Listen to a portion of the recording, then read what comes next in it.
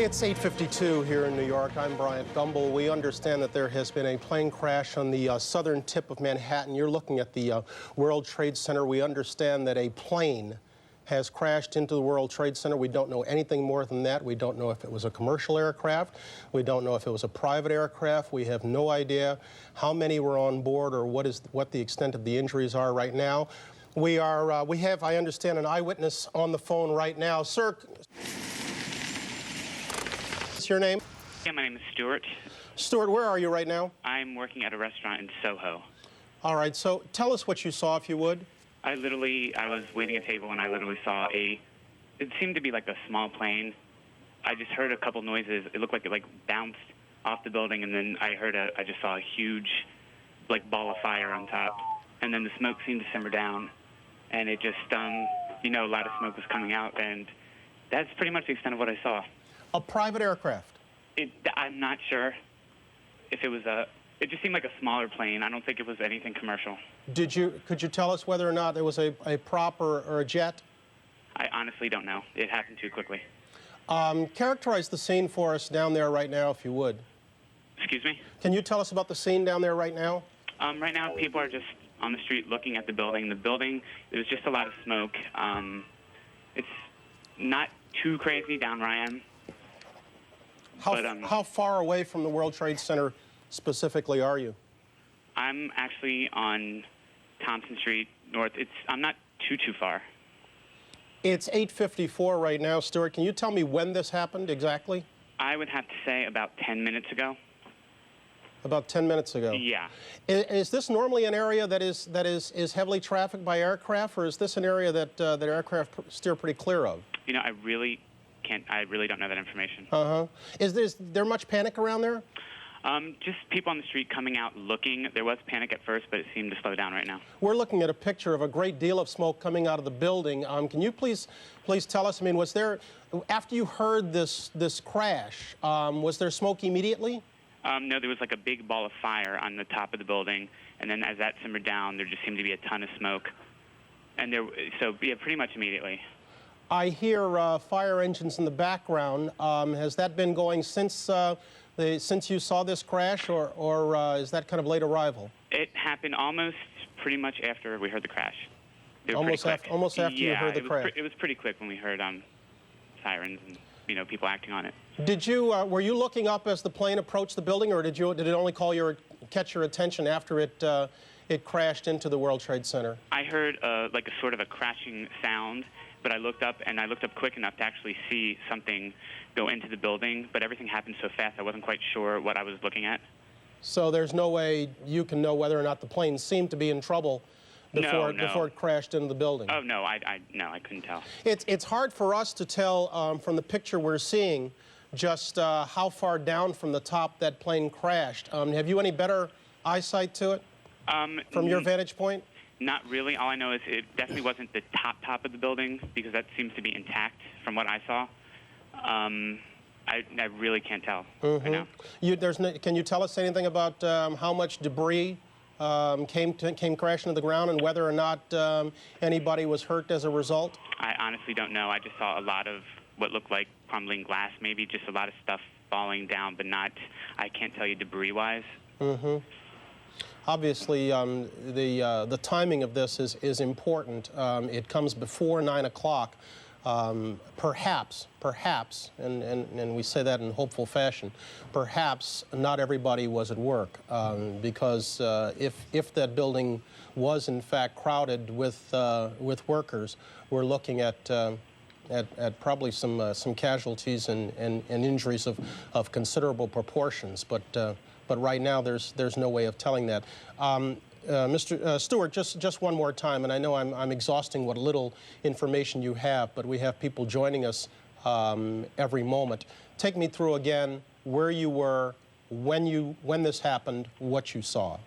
I was serving tables at a restaurant, and I just heard sort of like a boom sound. It almost sounded like an earthquake sound, and I looked up and I saw literally something it might have even bounced off a little bit of a building, and next thing I know, I saw a big ball of fire on the top of the building, and just lots of smoke and what looked like to be debris or glass falling down. And it happened really quick. It's really hard to... Okay. Stuart, I thank you very much. I appreciate that, sir. Okay, my pleasure. Thank you. Okay. We're on the line with another eyewitness. Sir, this is Bryant Gumbel in New York. How you doing? I'm fine, thank you. You're Wendell? Yes, I am. Wendell, can you give me your last name? Klein. Wendell Klein. Tell me where you are, if you would. Well, right now I'm back in the hotel. I'm in the hotel offices here, the front office. You're in the... Okay, where were you when I was standing right in front of the hotel. I'm the doorman there. And... The hotel. Which hotel? Marriott World Trade Center. Right across from the World Trade Center. It's actually right in between them. Right in between the World Trade Center. Yes. Okay, so you were standing outside, and tell us what you saw and what you heard. Well what I heard first, an explosion. And I just figured that it was a plane passing by. Then all of a sudden, stuff just started falling, like bricks and paper and everything. And so I just kind of ran inside to get away from the falling debris and glass and so forth. Then... after everything stopped because it was falling in the street and the cars were crashing into each other. Then when it kind of stopped, I heard a guy screaming. And when I looked over, there was this guy that was on fire. So I kind of ran over and I tried to put the fire out on him. And he was screaming, and I just told him to roll, and he said he can't. And then another guy came over with his bag and kind of put the flames out on him. So right now, he's being taken care of. I just had everyone call the ambulance and stuff so it can help him out. He caught fire as a result of the falling debris? Yeah. How much debris, can you give us an idea of how much came crashing to the ground? It's just a lot. Bricks, a lot of bricks, a lot of glass.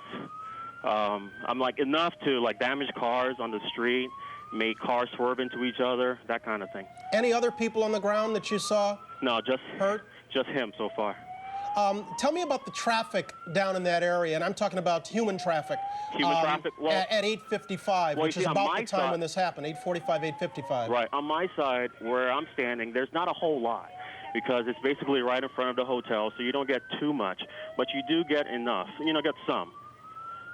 What about traffic in the building? I mean, you work basically between the two towers. Yes.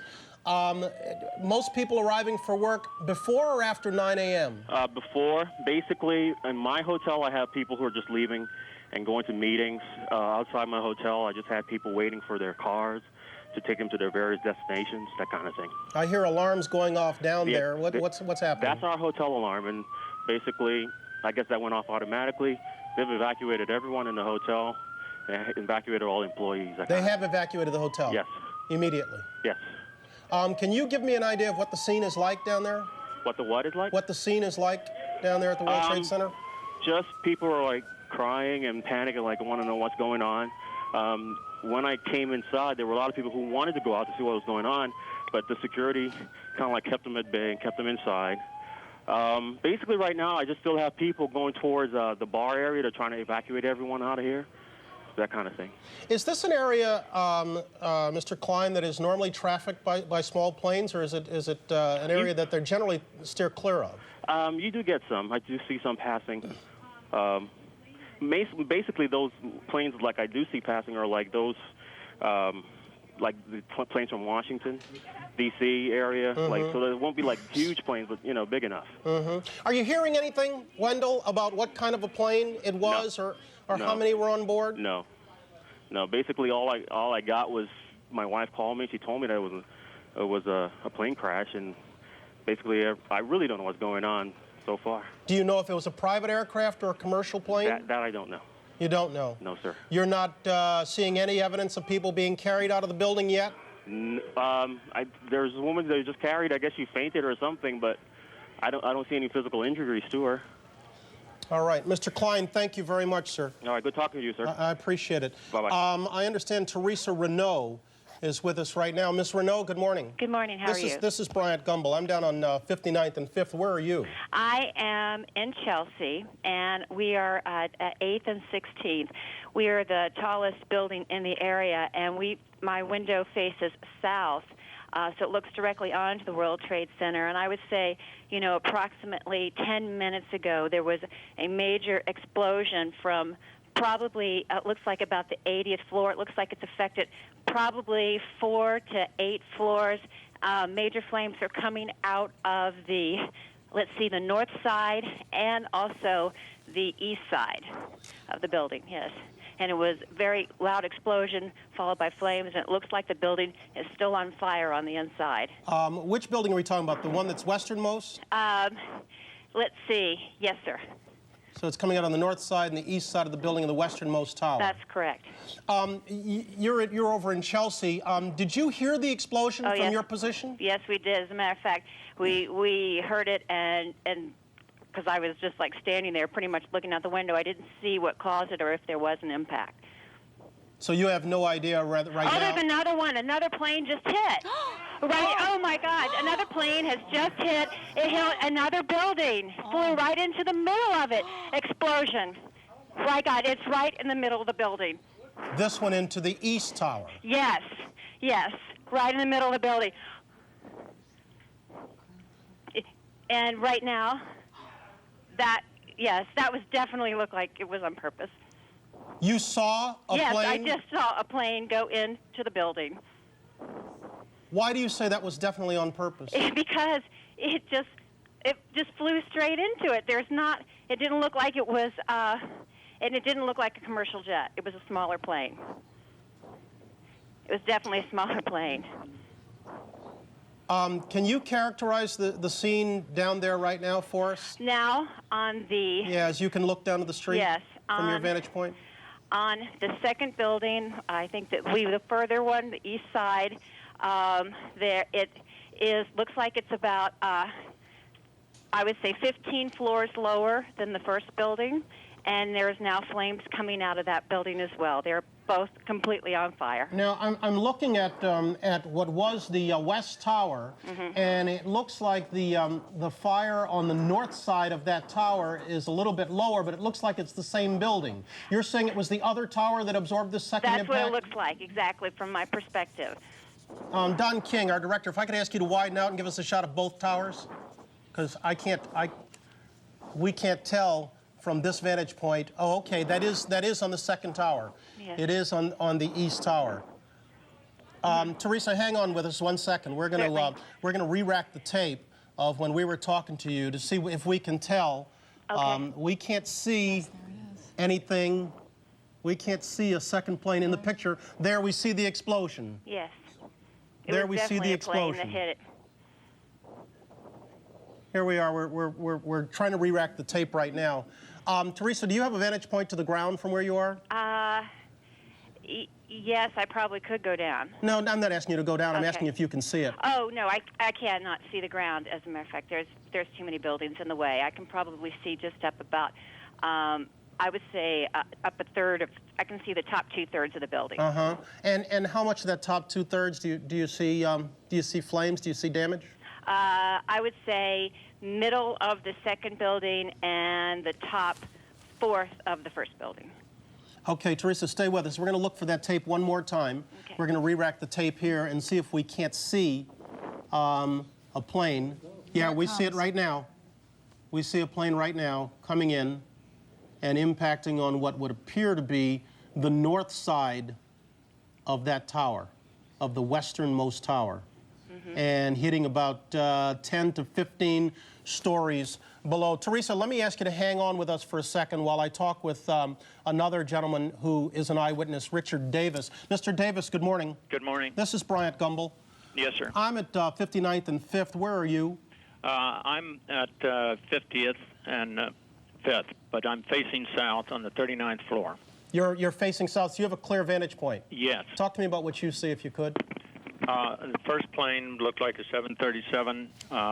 It flew right up the middle of Manhattan. It was clearly too low. I noticed it by the time it was passing the Empire State Building, and noticed that it was too low. It appeared to be absolutely nothing wrong with the plane, and then it very deliberately flew into the side of the World Trade Center. Why do you say very deliberately? Because the pilot aimed right for the building, and there was nothing wrong with the plane. The plane did not appear to be in any trouble whatsoever? None whatsoever. And we're talking about a commercial aircraft, a 737? It appeared to be a 737. I can't be absolutely certain. No, obviously, I'm not asking you to be an aviation expert, but clearly what you saw, or what you say you saw, was not a small aircraft. It was not a small aircraft. It was a small commercial aircraft. like a small Airbus or a 737 Boeing. And that was the first Two-engine plane? jet. Did you see, we're Mr. Davis, we're looking at a tape replay of the second plane boring into the building. Hard for us to tell exactly how large an aircraft it is there or whether or not that was intentional. Go ahead, I'm sorry. Believe me, it was intentional. We saw the second one come up the Hudson and veer into the second building. Why do you say the second was intentional? Because it was flown very deliberately. There appeared to be nothing wrong with the aircraft. It was flown very deliberately into the building. Have they, you don't, obviously you're at 50th, you don't have any vantage point down there. What's everybody else talking about there who has the same vantage point? They see all the same thing you did? Yes. Well, others did not see the first one, but there were several people in my office when the second one came in. Yeah, we're looking at the second one boring in right now, and it does not seem to be wavering in any way or seem to be banking to avoid the tower in any way. Let us say it could hardly be a coincidence that two airplanes fly into the World Trade Center within minutes of each other. Yeah. On a clear day. Yeah. It's a terrible scene right now. Yes, the towers look terrible. Wow. Wow. Miss Renault, are you still on with me? Teresa Renault? Yes, I'm here. Okay. Can you tell us if the scene has changed from your vantage point? I would say from my vantage point right now, it's looks like there are very few flames coming out of the first tower, still a lot of smoke. The second tower, we can still see flames coming out of the window, the north window, and a lot of smoke. A lot of smoke. The tops of the building are covered in smoke. And from your vantage point, you can't see anything of what's happening on the ground? No, I cannot. I hear a lot of sirens out on the street right now. One thing that you can see in the windows is all of the emergency system lights. That was one thing we could see. All of them were blinking off and on in the first tower when that happened, and I can't see them anymore. The second tower, I cannot see any emergency lights in the building blinking. All right, I'm going to thank you both right there and pass along the word that we are getting from the FBI, that at this point the FBI is trying to confirm that this was an intentional act. At this point, it's pure speculation. Mr. Davis has told us of what he saw, and that it appeared the first plane, a large aircraft, bored into the westernmost of the two towers in intentional fashion. While we were speaking moments ago, a second plane, hard to identify the size of it, bored its way into the easternmost tower. So we have two crashes. Here's a different angle of the same plane. You see it off there on the left. Boring into there. But again, at this point, it is restricted airspace. It is a clear day, so the suspicions are high that these are intentional acts. But the FBI at this point is still trying to confirm that these are intentional acts. We have another eyewitness on the phone. Sir, good morning. Good morning, Mr. Gumbel. How are you? I'm fairly frightened, I have to say. Give me your name, if you would. My name is Frederick Schneider, sir. Mr. Schneider, where are you? I am on Liberty Street, which is the same street that the Trade Center's on. I'm on the south side, and the Trade Center's on the north side. My office is on the 24th floor, so I have a very clear view of exactly what happened this morning, and I've been here for about 2 hours, so I've been watching it unfold. 2 hours? Yes, I got to my office at 7 this morning. Oh, okay, I'm sorry. Tell me about the timetable of when things started to go terribly bad this morning. Well, Mr. Gumbel, at about 8:50 this morning, there was an explosion. I heard it first, and then my building, which is 51 stories tall, shook and rocked. And then I saw a plume of flame shoot out of the Trade Center over the Hudson River, and then I saw the plane that had crashed into the Trade Center fall down, and then it disappeared behind a building that blocks my view.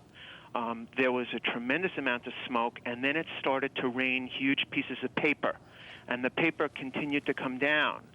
At that point, all the news media started to learn about it, and I turned on my radio, and while I was still sitting at my desk, I saw a second jet, fairly large plane, fly in over the south end of Manhattan and deliberately fly directly into the Trade Center before my eyes. Why do you say deliberately fly into the Trade Center? Because there was no doubt in my mind that both planes were using the Trade Center as a target. They weren't in distress. They weren't falling from the sky. They aimed for it. And they did a very good job. The Trade Center is torn open. There's a hole in the south side of the Trade Center, torn open from the impact of the plane, which fell into the street below. Would that be the westernmost of the two towers? The southernmost of the two towers. Southernmost of the two towers. Yes. It's a big gaping hole in it. Flames and smoke have been pouring out since it happened about 5 minutes ago. I'm a little shaken because I saw the plane pass before my eyes. It was just about at my eye level. So. How close to you? A block and a half. You say you saw the first plane fall down. Yes. We're re-racking tape here, by the way, and I'm speaking to you, Mr. Schneider, but I'm showing tape right here of the second plane boring into the northernmost of the two towers. You say you saw the first plane fall down. What can you tell me about that plane? Well, I didn't recognize it as a plane at first. It looked to me like a charred piece of metal, and I had thought that there was an explosion from within the Trade Center, so I thought what I was seeing was a piece of the Trade Center falling because the sheath of the Trade Center is metal. But since I've learned that the first explosion was caused by a plane crashing into the tower, I've assumed that what I saw was a piece of fuselage that was falling, and the plume of flame I saw shoot out would be consistent with jet fuel exploding. So you really have no idea of how large a plane the first one was? No, I didn't even know that was a plane. I learned that from the news media. But I definitely saw the second plane. I heard it sound, and I saw it streaming in from the south. I watched it crash into the Trade Center. You said you're very afraid, and understandably so. They're not evacuating your building? No. I'm going to leave on my own, but I haven't heard any decisions made to that effect. Can you see the ground from your vantage point? Oh, yes. Talk to me about the scene on the ground, if you would. Well, it's completely devoid of vehicles and people. The entire street is totally littered with paper and smoke, and several vehicles are on fire on Liberty Street in the parking lot where either fuel or pieces of the plane fell onto them after crashing into the Trade Center. But there's a tremendous number of emergency vehicles here and continuing to arrive. I hear sirens from every side. All right, Mr. Schneider, you've got a great vantage point. I'm going to ask you to hold on with me for a little while, if you would. Okay, Mr. Gunn. I know you're anxious to get out of the building. I'm not going to keep you forever, I promise. Okay. But let me ask you to sit tight for a second while I go to Washington, where Jim Stewart is standing by. He's got some official reaction. Jim, good morning. What are you hearing? Good morning, Bryant. Well, as by happenstance, I was talking to FBI headquarters at the moment this explosion took place. They saw it occur as we saw it occur, the second explosion, rather, and their reaction was the same as everyone else. Number one, they noticed the clear weather there. Number two, they noticed what appeared to be, in their eyes, a deliberate attempt to crash the aircraft into the World Trade Center. Right now, they are trying to determine whether, in fact, it was deliberate. They have no information they can share at the moment, and I get the sense that they're in the same mode that we are, simply their mouth is agape trying to figure out what's going on. Jim, let me interrupt for just 1 second. I'm looking at a report that the FBI is investigating reports of a plane hijacking. Did you have any news of that? No, we don't. No confirmation of that whatsoever? We have no confirmation Is anybody of even that. there discussing that? No, the only discussion that's been going on here, Brian, is that the World Trade Center has obvious symbolic value. It's been a target before of terrorism, and frankly, it would not surprise the FBI or anyone in national security if it was a target again. Sometimes the obvious leads you to a conclusion. We're looking at two crashes, 18 minutes apart, into an obvious target, a building that has never been hit with a plane before on a clear day. What do the intelligence people there say about that? The intelligence community for some time has been warning in a steady drumbeat, Bryant, that Osama bin Laden has not been heard from now, frankly, since the beginning of the year, the USS Cole incident, rather, and they've been wondering when and if he will strike again, and they only believed it was a matter of time. And I believe that today that is going to be their first suspicion. But we have no confirmation of that. I must underline, there's no confirmation that this is a terrorist attack, number one, or number two, that it's Osama bin Laden involvement. But I can tell you right now, that is what they are thinking. That is the working premise, and we'll just have to see as the day unfolds what they discover. Jim, as we sit here at 9:17, does the FBI have any choice but to sit and watch this on television?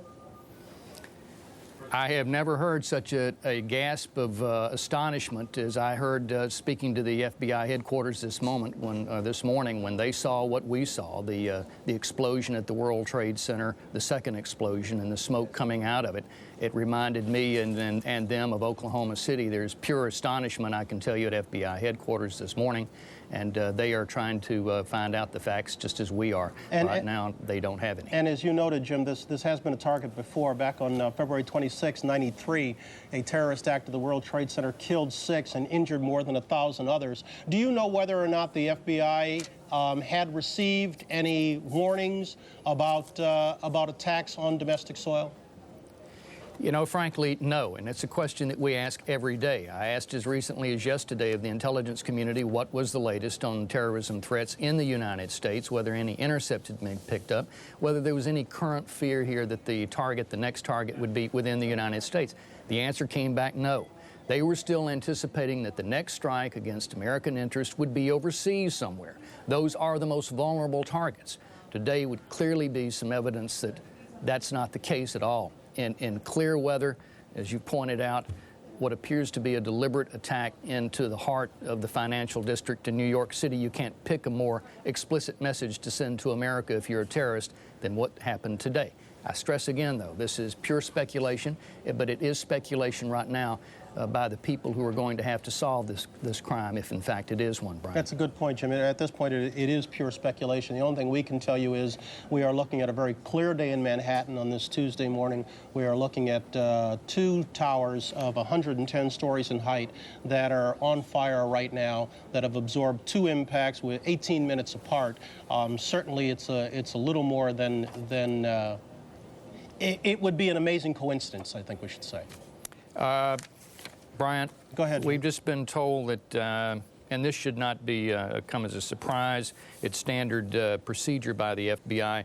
Their rapid deployment team from the Washington field office, this is a group of people that they send to major disaster and terrorist incidents, such as the twin embassy bombings in Africa.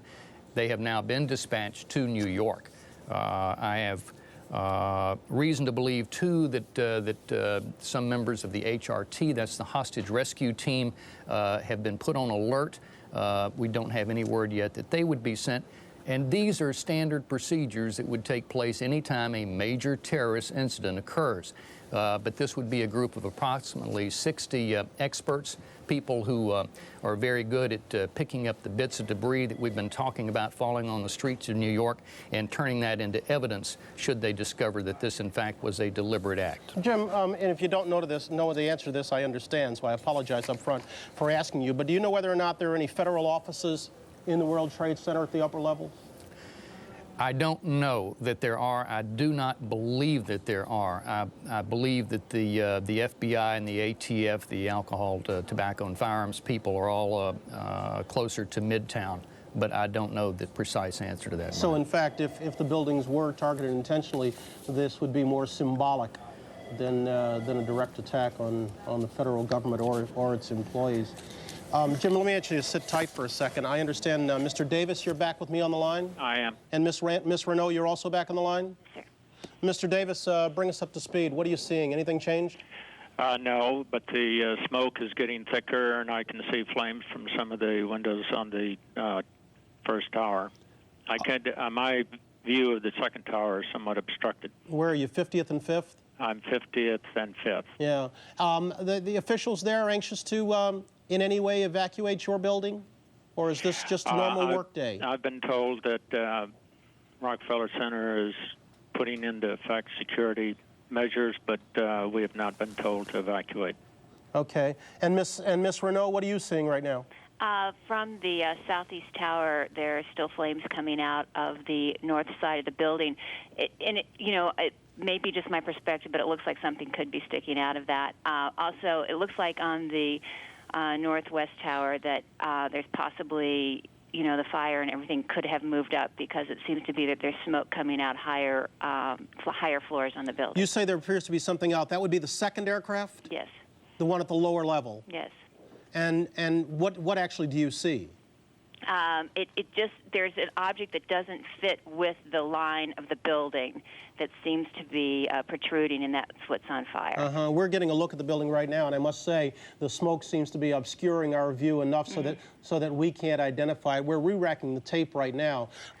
You see encircled there off on the right-hand side of your screen, this is the second plane. Obviously, the first plane has already collided with the top of the southernmost building, and now here comes the second plane. And you see, making no moves to evade the second tower, and then crashing into the second one. Ms. Renault, let me ask you to sit tight. Mr. Davis, you too, for a second. I want to go to Washington, where White House correspondent Bill Plant is standing by. Bill, what are you hearing on your end? Brian, we're hearing that the president will have a statement to make shortly. He is in Florida this morning. He was supposed to do an educational event with children to push his education bill. We understand that that event has been canceled. There was a senior staff meeting here this morning. Nobody seems quite to know exactly what's going on. The National Security Council said earlier that it had heard nothing unusual. This was after the first airplane impact. We will hear from the president, we think, very shortly, to hear what he has to say and see what, if anything, they know about this, which appears to be so deliberate. Bill, I asked Jim this earlier, and again, I apologize if you're not in a position to shed any more light on it, but do you know whether or not officials there at the White House had been forewarned that there was an imminent attack or there was a heightened sense of alert? We're aware there had been for some time a heightened sense of alert throughout the Mideast, but I'm talking about domestically. Well, we do know that there has been a heightened sense of alert. We do know that there have been a number of threats. There are always threats received. They have tended to take them recently a bit more seriously. But it does not appear, and I hesitate to make this for certain, but it does not appear that they had any advance warning that anything was going to happen today. Again, this is all speculative, Bill, but are officials there working on the assumption that two planes crashing in the Twin Towers 18 minutes apart on a clear day, not an accident? Hard to believe that they would think otherwise, but at the moment they seem just as mystified as we are. And as I said before, we do expect a statement from the president, who is down in Florida, sometime within the next few minutes. All right, Bill, let me go back to Teresa Renault. Ms. Renault, I'm sorry I'd cut you off earlier, and I may again, by the way, if the president is ready to speak, but give us what you see from your vantage point again, if you would. From the southeast building. You're in Chelsea, correct? Yes, I am. On the 14th floor, we have a 360-degree view. It's completely clear, straight shot. We have on the southeast building on the north side, looks like the north corner, about the middle of the building. It is still very much in flames and smoke rising from that. I can't see as many flames coming out of the northwest building. It looks like, though, that the north side of the building and the west side of the northwest building have been opened up and still very much covered in smoke in the tops of the buildings. And that the northwest side would be the building that absorbed the first impact, the higher of the two. That's correct. From our vantage point, it appears that the higher hole is a larger hole. Is that what you see? Yes, absolutely. Absolutely. And, I don't know if that's just a difference in perspective from where I am, because that is the closer building Certainly to me. It's staggered. You're correct. Yes.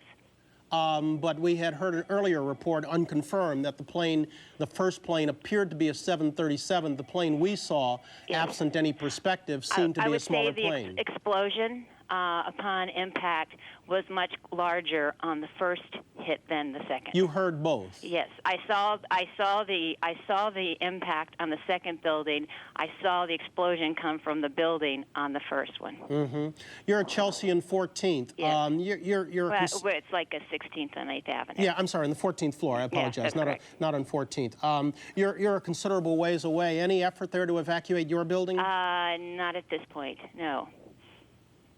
Mr. Davis, tell us the mood where you are. We were talking to a gentleman earlier who was in a high-rise closer to the World Trade Center, and he was genuinely afraid, and understandably so.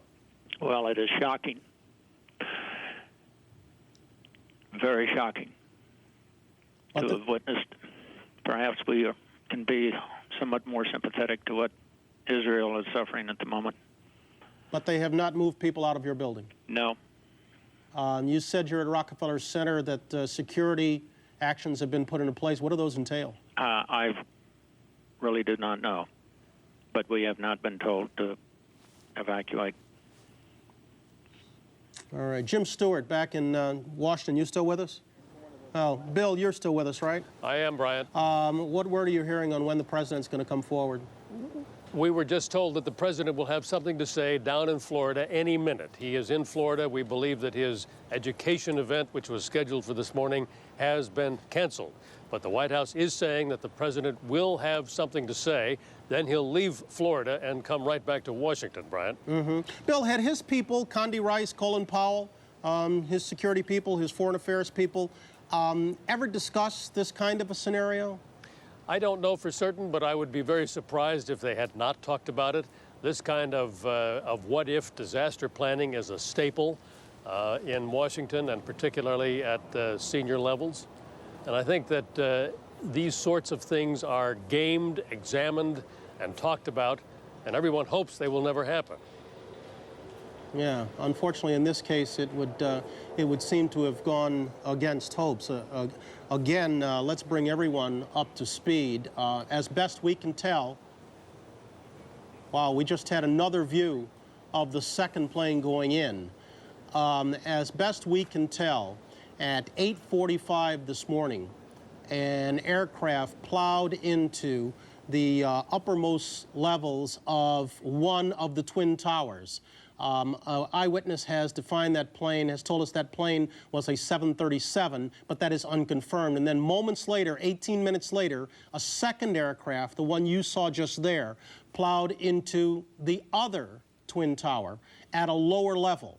That plane, we have no idea of its size. We have no idea if these were intentional acts. We have no idea if these are private planes or commercial aircraft. We have an unconfirmed report from the Associated Press that the FBI was investigating reports of a plane hijacking shortly before the crash into the World Trade Center. Let's go to Florida. President Bush has a statement. Down in Florida. Ladies and gentlemen, this is a difficult moment for America. I unfortunately will be going back to Washington after my remarks. Secretary of Rod Page and Lieutenant Governor will take the podium and discuss education. I do want to thank the folks here at Booker Elementary School for their hospitality. Today we've had a national tragedy. Two airplanes have crashed into the World Trade Center in an apparent terrorist attack on our country. I have spoken to the Vice President, to the Governor of New York, to the Director of the FBI, and have ordered that the full resources of the federal government go to help the victims and their families, and to conduct a full-scale investigation to hunt down and to find those folks who committed this act. Terrorism against our nation will not stand. And now, if you join me in a moment of silence.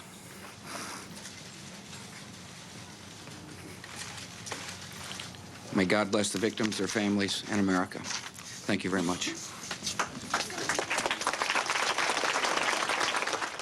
We've been watching President Bush, who was down in Florida for what was supposed to be an educational event. Instead, he is racing back to Washington as we speak. The president making a very brief statement in Sarasota, calling it an apparent terrorist attack on our nation. Again, that is unconfirmed, and promising the full resources of the federal government to not only help the victims, but also to investigate.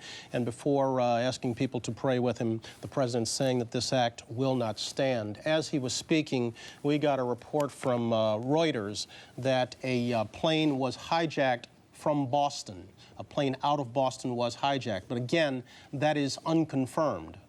We had a report earlier from the Associated Press that there had been a hijacking.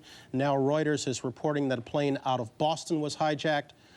An American Airlines aircraft, we understand, was the plane that was hijacked. This would be in keeping with an earlier eyewitness report that the first plane that plowed into the World Trade Center was a 737.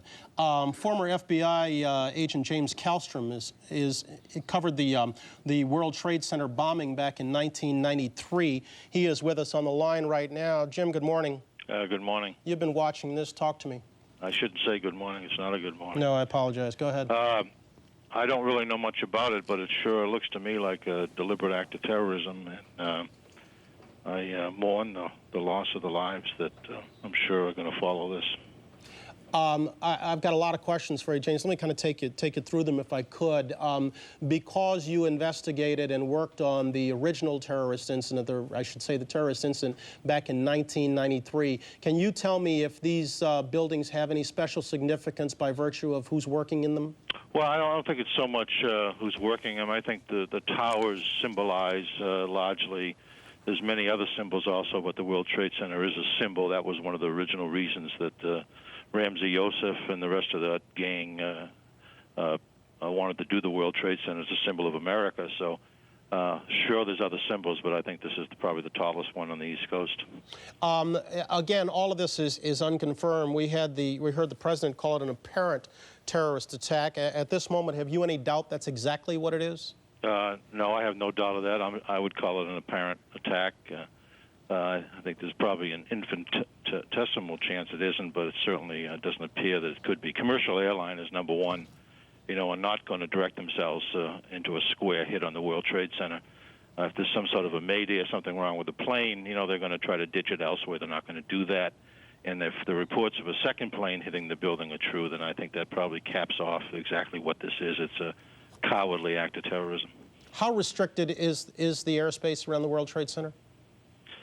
I'm not an FAA person, but no, you cannot fly through that airspace unless you're a helicopter, or unless you're anything really, without being guided by air traffic control. It's highly restrictive. So the possibility that two planes on a clear day just happened to wander into these buildings. I think that's beyond the pale. Yeah, that's not a possibility. Again, you worked on evacuating these buildings. You saw what happened when they were evacuated. How many people are we talking about from what you can see on those upper levels? Do we know exactly what time this first event happened? We're guessing. We're putting it at about 8:45, Mr. Kallstrom. Yeah, again, that's only by eyewitnesses. Yeah, Brian, I think we're talking literally hundreds and hundreds, if not thousands, of people affected by this. I mean, the smoke alone in the other floors, and the when you compare the bombing in the basement of that building, which for a number of hours we weren't sure it was a bomb. We thought maybe it was some sort of a transformer blowing up, to what's reported at least as a 737 type size airplane, something that size, hitting the first tower, and then some smaller plane hitting the second. I mean, this is geometrically more catastrophic. Difficult building to extraordinary, obviously, because of the height of the buildings.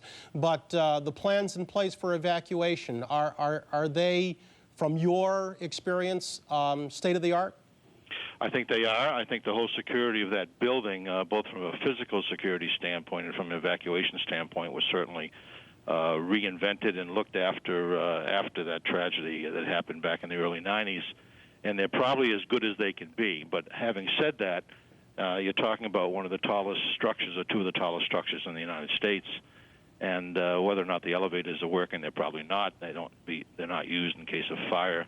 You've got a massive evacuation problem on your hands. Would it be highly unusual, Mr. Kallstrom, for these attacks, if that's what they were, to have taken place without some degree of advance warning? Well, I don't know the answer to that. Obviously, the FBI and law enforcement, the people that come to work every day and suffer through immense criticism when little things go wrong, these are the days that everyone hopes that they have a very formidable, highly motivated FBI and law enforcement team.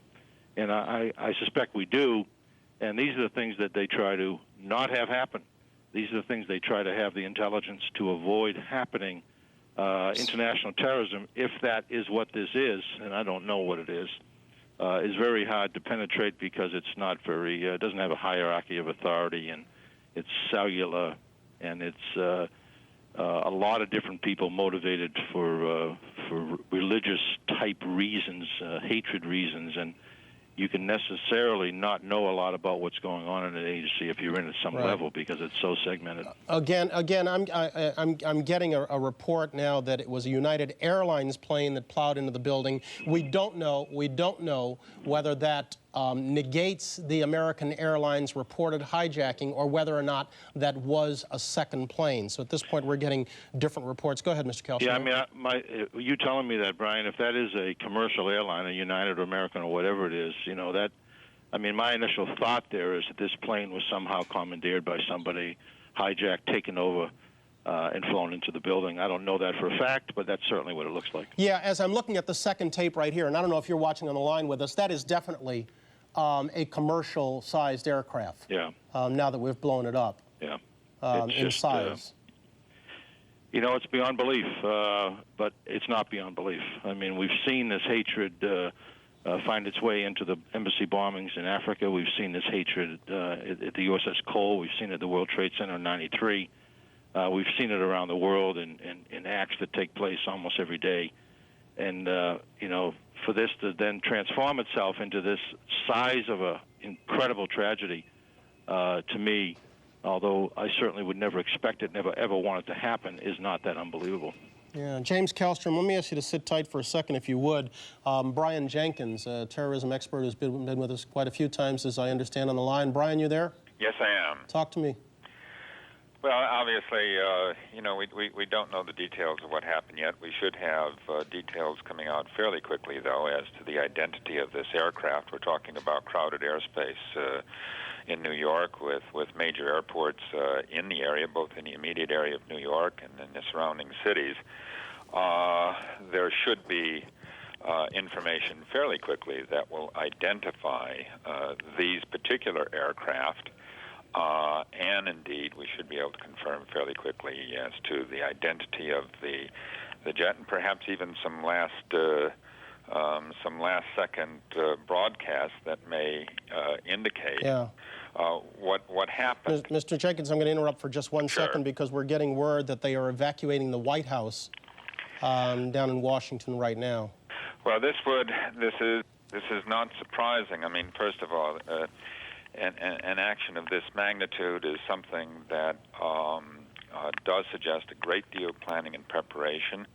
In some of these recent actions, we have seen multiple coordinated operations. But who's capable of this kind of planning and preparation? There are a number of terrorist organizations around the world that would be capable of this, based primarily in the Middle East. But it's too early, really, to speculate as to the identity. Certainly, but there any doubt in your mind that what we're looking at here is the aftermath of a coordinated terrorist incident? You know, to explain. In any as happenstance. Hold it, Mr. Jenkins. We're looking. There are two jets right now approaching the World Trade Center. Oh. We're watching. Hold on. I'm sorry. No, the one aircraft is cleared. We can't tell whether it was a plane or a chopper from our vantage point. I apologize, Mr. Jenkins. No, that's okay. We're more than a bit gun shy. We're seeing aircraft off to the right side of our picture. We're going to assume at this point that is a copter or is aircraft to get a better vantage point. But having seen one go plow in for a second time, we're a little bit wary. Go ahead. I apologize.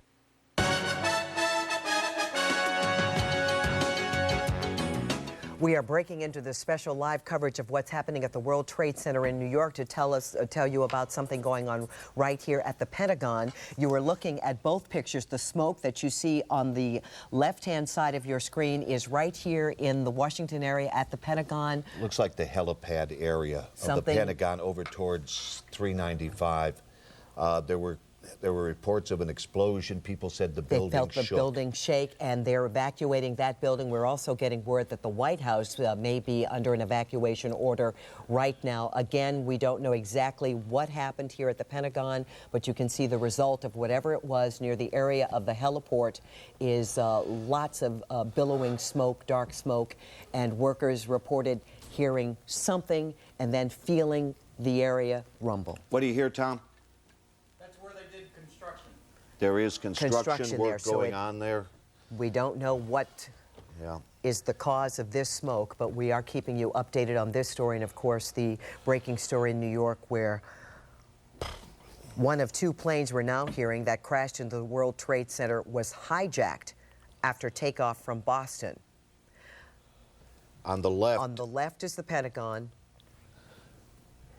And on the right is the World Trade Center, where reports now from AP say that one of the two planes that crashed into the World Trade Center towers was hijacked after takeoff.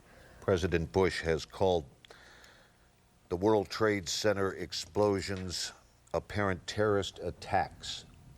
Again, on the left of your screen. Now we're hearing that the Associated Press is quoting witnesses as saying it was an aircraft that crashed into the Pentagon. And that is what we're looking at right now from Arlington, Virginia. Our Gannett cam looking at this huge billowing dark smoke. A plane. So we got two planes that plowed into the World Trade Center up in New York. Now we've got a plane that plowed into the Pentagon here in Arlington. Stay with us. We're going to get you more information just as soon as we can. Apparently, the Pentagon being evacuated. There are reports that the White House may be under an evacuation order as well. The West Wing of the White House has been evacuated, according to AP, amid terrorist threats. That's the AP News alert just moved across the wires. The Pentagon, this is a live shot from the Gannett camera atop the Gannett building in Roslyn of the Pentagon. You can't see the Pentagon for all the smoke. And again, just word that the West Wing of the White House has been evacuated amid terrorist threats. And of course, the other story, the picture you see on the right is the World Trade Center, still spewing smoke from the two planes that crashed into the towers. We have no word yet of casualties either here at the Pentagon or in New York. But we did have some eyewitness reports of people on the ground from the spray of jet fuel on fire on the ground. It's not going to be good. Dave Staddard is on the phone with us now. Dave, where are you? Dave, can you hear me? All right, Lauren, are you there? Lauren, you're Lauren Ashburn from USA Today. Can you hear us? Yes, I can, Andrea. Lauren, we understand you witnessed what happened at the Pentagon? Yes, I did. What did you see? We're standing in the USA Today towers at 1000 Wilson Boulevard. And as we were getting ready to record, we watched what appeared to be a huge explosion over top of the Pentagon.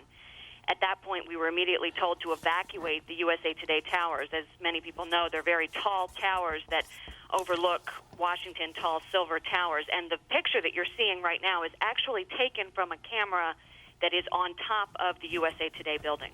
We're getting a report, Lauren. See if you can confirm this. An Associated Press reporter saw the tail end of a large airliner plunge into the Pentagon. Could you tell what type of aircraft? We could not tell what type of aircraft it was. The only thing we could see was a huge cloud of smoke and what looked like some flames at the onset of that. We couldn't see, as you can, I don't know if you can hear right now, but emergency trucks, I've seen about 20, 25 of them screaming down Route 110 here in front of the USA Today headquarters. All right, Lauren, stay on the phone with us, can you? Lauren, where are you now? I am on the 18th floor of Tower 1 of USA Today headquarters building. looking out onto the Potomac River. God, And you said they've evacuated from upper floors, or they're trying to evacuate everybody in the USA Today buildings? At this point, they are evacuating everybody in the USA Today building in both towers, both Gannett Broadcasting and USA Today. The West Wing of the White House and the Capitol building have both been evacuated. Again, repeating, the West Wing of the White House and the U.S. Capitol building have both been evacuated. This following 3 terrorist attacks, 2 on the World Trade Center up in New York, and the terrorist attack you're looking at here at the Pentagon. Apparently, according to Associated Press, an AP reporter saw the plane. He says it was a large airliner which plowed into the Pentagon. All right, Lauren, thank you very much. Yes, well, you've got anything else? Thank you. Okay, all right, thanks, Lauren. We'll get back to you safely from the ground. I saw the tail of a large airliner. It plowed into the Pentagon. That's according to Associated Press radio reporter. There's billowing black smoke, which you can obviously see. This is incredible. The West Wing, again, of the White House and the U.S. Capitol building have both been evacuated amid concerns over terrorist threats. The White House threatened with terrorist attacks is the reason for the evacuation. We had not heard earlier. People were asking FBI officials whether there had been any word, any hints, any leaks of possible terrorist action, and no one was confirming anything. Again, this just moving. One of the 2 planes that crashed into the World Trade Center in New York, which is the picture you're looking at now, was hijacked after takeoff from Boston, a U.S. official said, citing a transmission from that plane.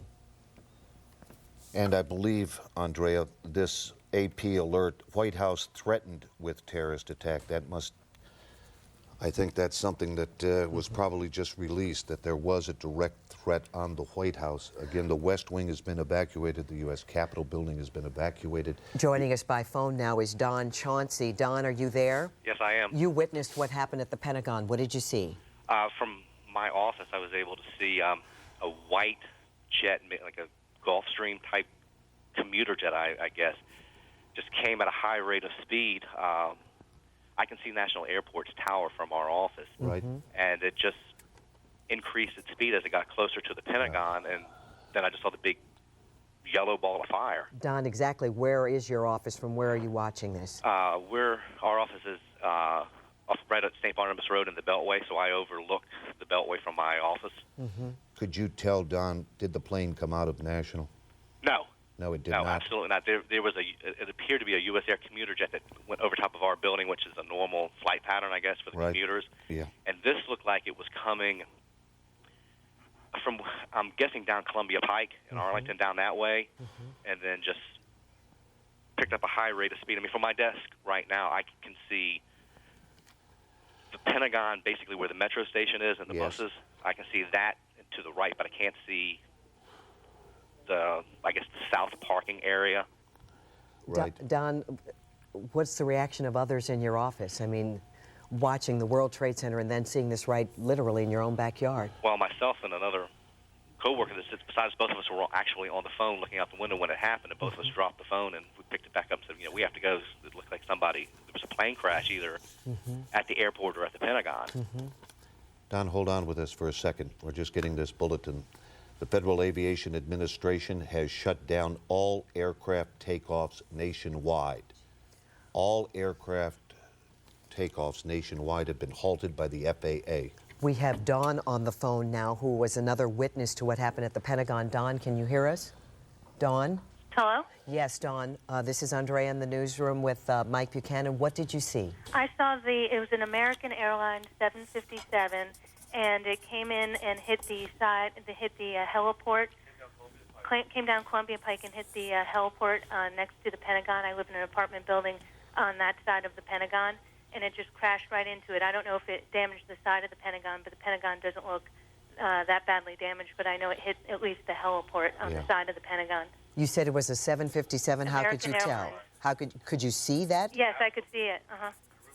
And my roommate is an airplane person, and he saw it too. I mean, we saw the whole thing. Okay. Did it didn't come out of National? It came No, in from the west? It came right down Columbia Pike. Columbia Pike. Low and with throttles on. With the full throttle? Yeah. He actually added power right by the Sheridan. And that's what we heard from Don as well. Added power and went straight for the Pentagon. So this was no accident. No. It was deliberate. This was aimed right at it. But unfortunately, I think it hit the heliport and didn't look like it damaged too much of the Pentagon. All right, Don, thank you very much for calling us with that. Andrea, hey, listen, thank you very, very much. We have a man named Sean on the line who, I'm sorry, sir, your name, please? Sean Lansdowne.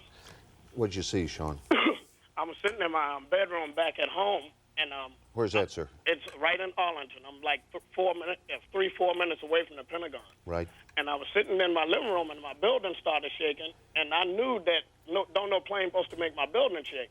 Well, when I turned around and looked up, I see this plane, and I agree with the young lady that was just speaking. It was like a 757. Sean, we're going to stop you because Dave Statter is now on the scene. We've heard from others that it's a 757. Dave, are you there? I'm here, the west side of the Pentagon, the helicopter port off of Washington Boulevard. Plane into the side of the building. There's a bit of a hole on that side of the building. Arlington Fire and Rescue, military fire on the scene putting foam on it. The plane did not seem to go into the building like the World Trade Center attacks. It seemed more to glance the side of it and certainly do some damage to the left side of the building. But it's right, if anybody's coming up Washington Boulevard, which is still open amazingly, northbound, it's right where the helipad is. Believe this when I tell you, everybody here is scanning the skies looking for a possible attack. Every fire and rescue crew has been told to be aware of that. Every police officer has been told to be aware of that. We cannot tell you at the moment, and as far as casualties, any injuries at the moment. Dave, so it hit more of the helipad than it did the building? It definitely hit the building. Something hit the building, certainly, but it did not seem to be a gaping hole like we saw at the World Trade Center. I can't even tell you what size plane it is because it's pretty much consumed. Should be getting a live picture from us shortly. We're trying to call it in now. We do have a microwave truck here, so we should be able to give you some live pictures, and you can look for yourself. Right now, looks like National Airport Fire Department is that, or is I can't tell yet. It's the Metropolitan Airport Fire Department is putting foam on this side of the Pentagon to try to put out the fire. As of a few minutes ago, there was still a great amount of fire. The fire has lessened somewhat. Let me get a picture up. All right, Dave, we'll let you go for just a second. I want to tell you the White House has been evacuated. The entire White House. Not just the West Wing. And again, we want to let you know that the Federal Aviation has shut down all airplane traffic nationwide. Nothing coming in, nothing leaving. All traffic, air traffic nationwide has been shut down by the Federal Aviation Administration in reaction to what definitely appears to be a terrorist attack on the United States. First there at the World Trade Center in New York, and now, as you heard from Dave Satter, where the west side of the Pentagon and an area near the heliport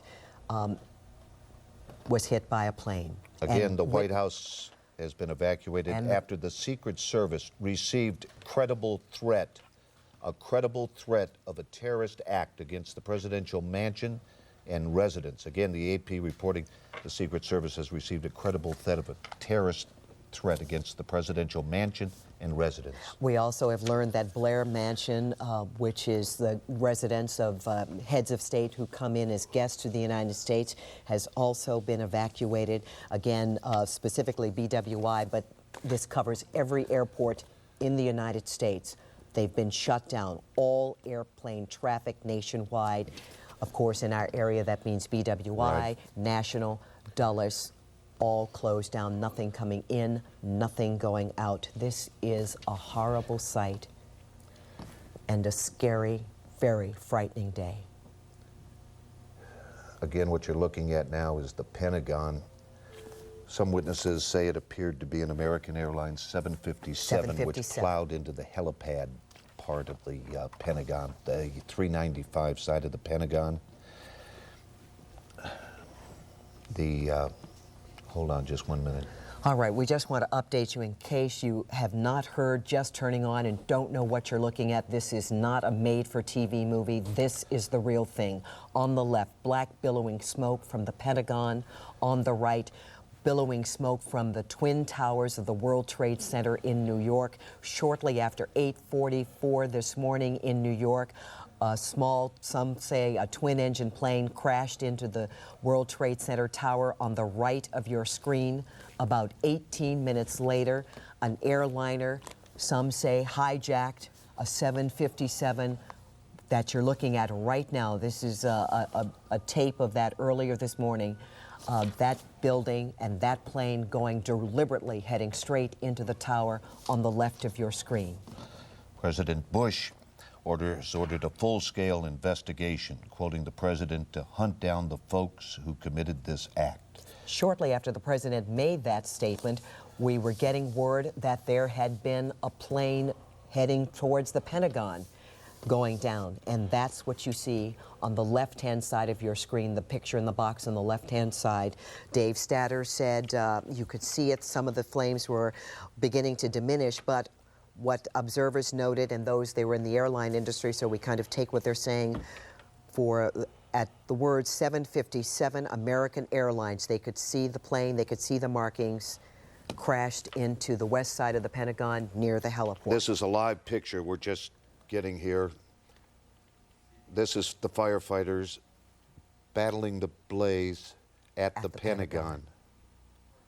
Look. So you can see the damage.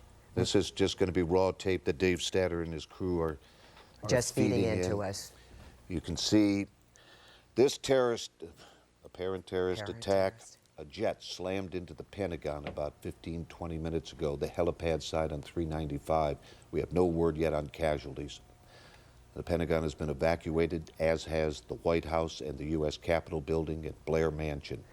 Before this happened at the Pentagon, President Bush went on the air to talk about the response, the U.S. response, in light of the World Trade Center. But again, this is what happened right after he said we were going to hunt down the folks responsible for the apparent terrorist attack in New York City. And shortly after that, this is what happened at the Pentagon in Arlington. We're just getting across the wires in Los Angeles. Police departments there are on tactical alert, but there have been no threats in Los Angeles that police are aware of. But as you can imagine, major American cities are on heightened alert. And Los Angeles is saying we are in citywide tactical alert and have mobilized their anti-terrorist division. Let's go back to Dave Statter with more from the site of the Pentagon. Dave. Can you hear me now? We can. All right, I'm here with Michael Kelly, who was a witness to this attack at the Pentagon. I'm going to let him describe what he saw here, I guess about 20 minutes ago with me, Michael Kelly. First of all, let me just first describe the scene. This is the west side of the Pentagon, the heliport side off of Washington Boulevard. Were you driving or what? Yes, I was in the traffic on the 14th Street Bridge, right at the Pentagon, tied up going into town, and I heard this plane come over my head. It was really low. What size plane? It sounded like a small plane, but it was very, very low. And the next thing I know, there was this tremendous explosion as it hit the Pentagon. I looked over, and the smoke started coming up. Pieces of the plane and pieces of the Pentagon were falling onto the 14th Street, onto the Shirley Highway. Very scary. So I decided not to go across the 14th Street Bridge. I came around and I wound up here, stopped in the traffic right at the Pentagon. I was trying to get back over to Memorial Bridge, but no Had you luck. known about the World Trade Center? Oh, yeah, I was listening to WTOP radio the whole time, and then this thing came right over my head, and it plowed. It was clearly a similar situation to what happened in New York. There are injured people here. We can't tell you how many. We've certainly seen Arlington Fire and Rescue crews, the paramedics working on somebody in front of us. We have not heard the number of people injured.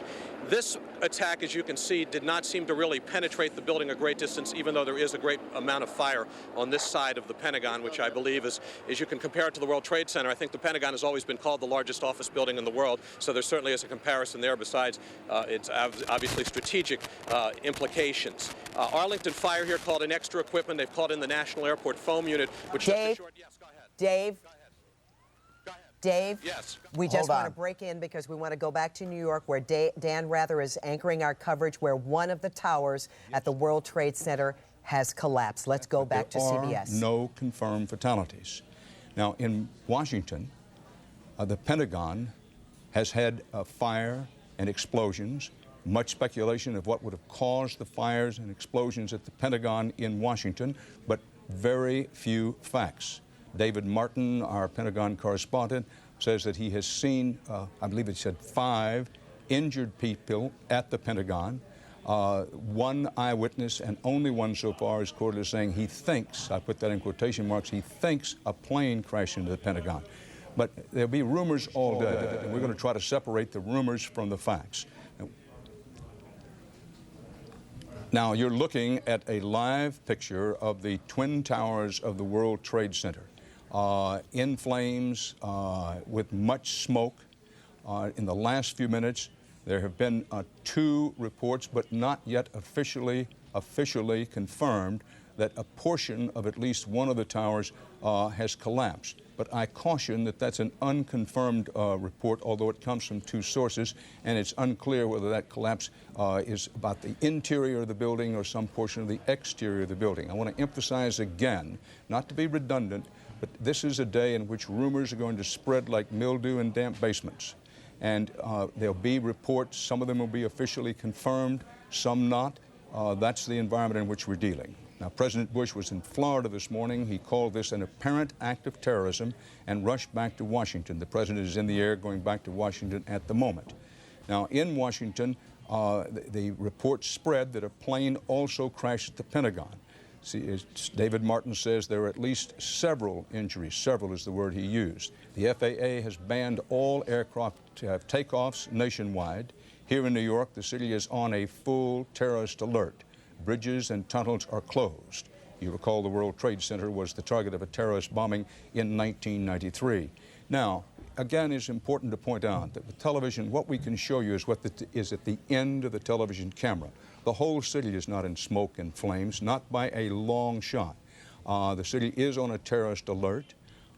Entry into the city has been closed off. Tunnels and bridges are closed off as a precautionary measure. But, you know, in many, many areas of New York City, life goes on this morning, and the same is true in Washington, D.C. So just keep in mind that when you see this picture constantly, it's of one section of New York City, and we go to Washington for the picture there, the Pentagon, the same thing. These pictures... All right, this is Mike Buchanan along with Andrea Roan. We're here in Washington. We're going to keep you updated on this situation. We've also got an explosion. What you got, Chris? We've got Chris. The Beltway at 395 at the Pentagon has been shut down. The Beltway at 395 near the Pentagon has been shut down, obviously because of what you're seeing right here on the screen. A plane hitting the west side of the building, a gaping hole there, and near the heliport. This after 2 planes struck the Twin Towers of the World Trade Center. Reports of a portion of the second tower that was hit at the World Trade Center appears to have collapsed. What you are looking at right now, though, is here, the Pentagon. Let's recap, Mike. All right, what are we going to figure? Hold on, here's a...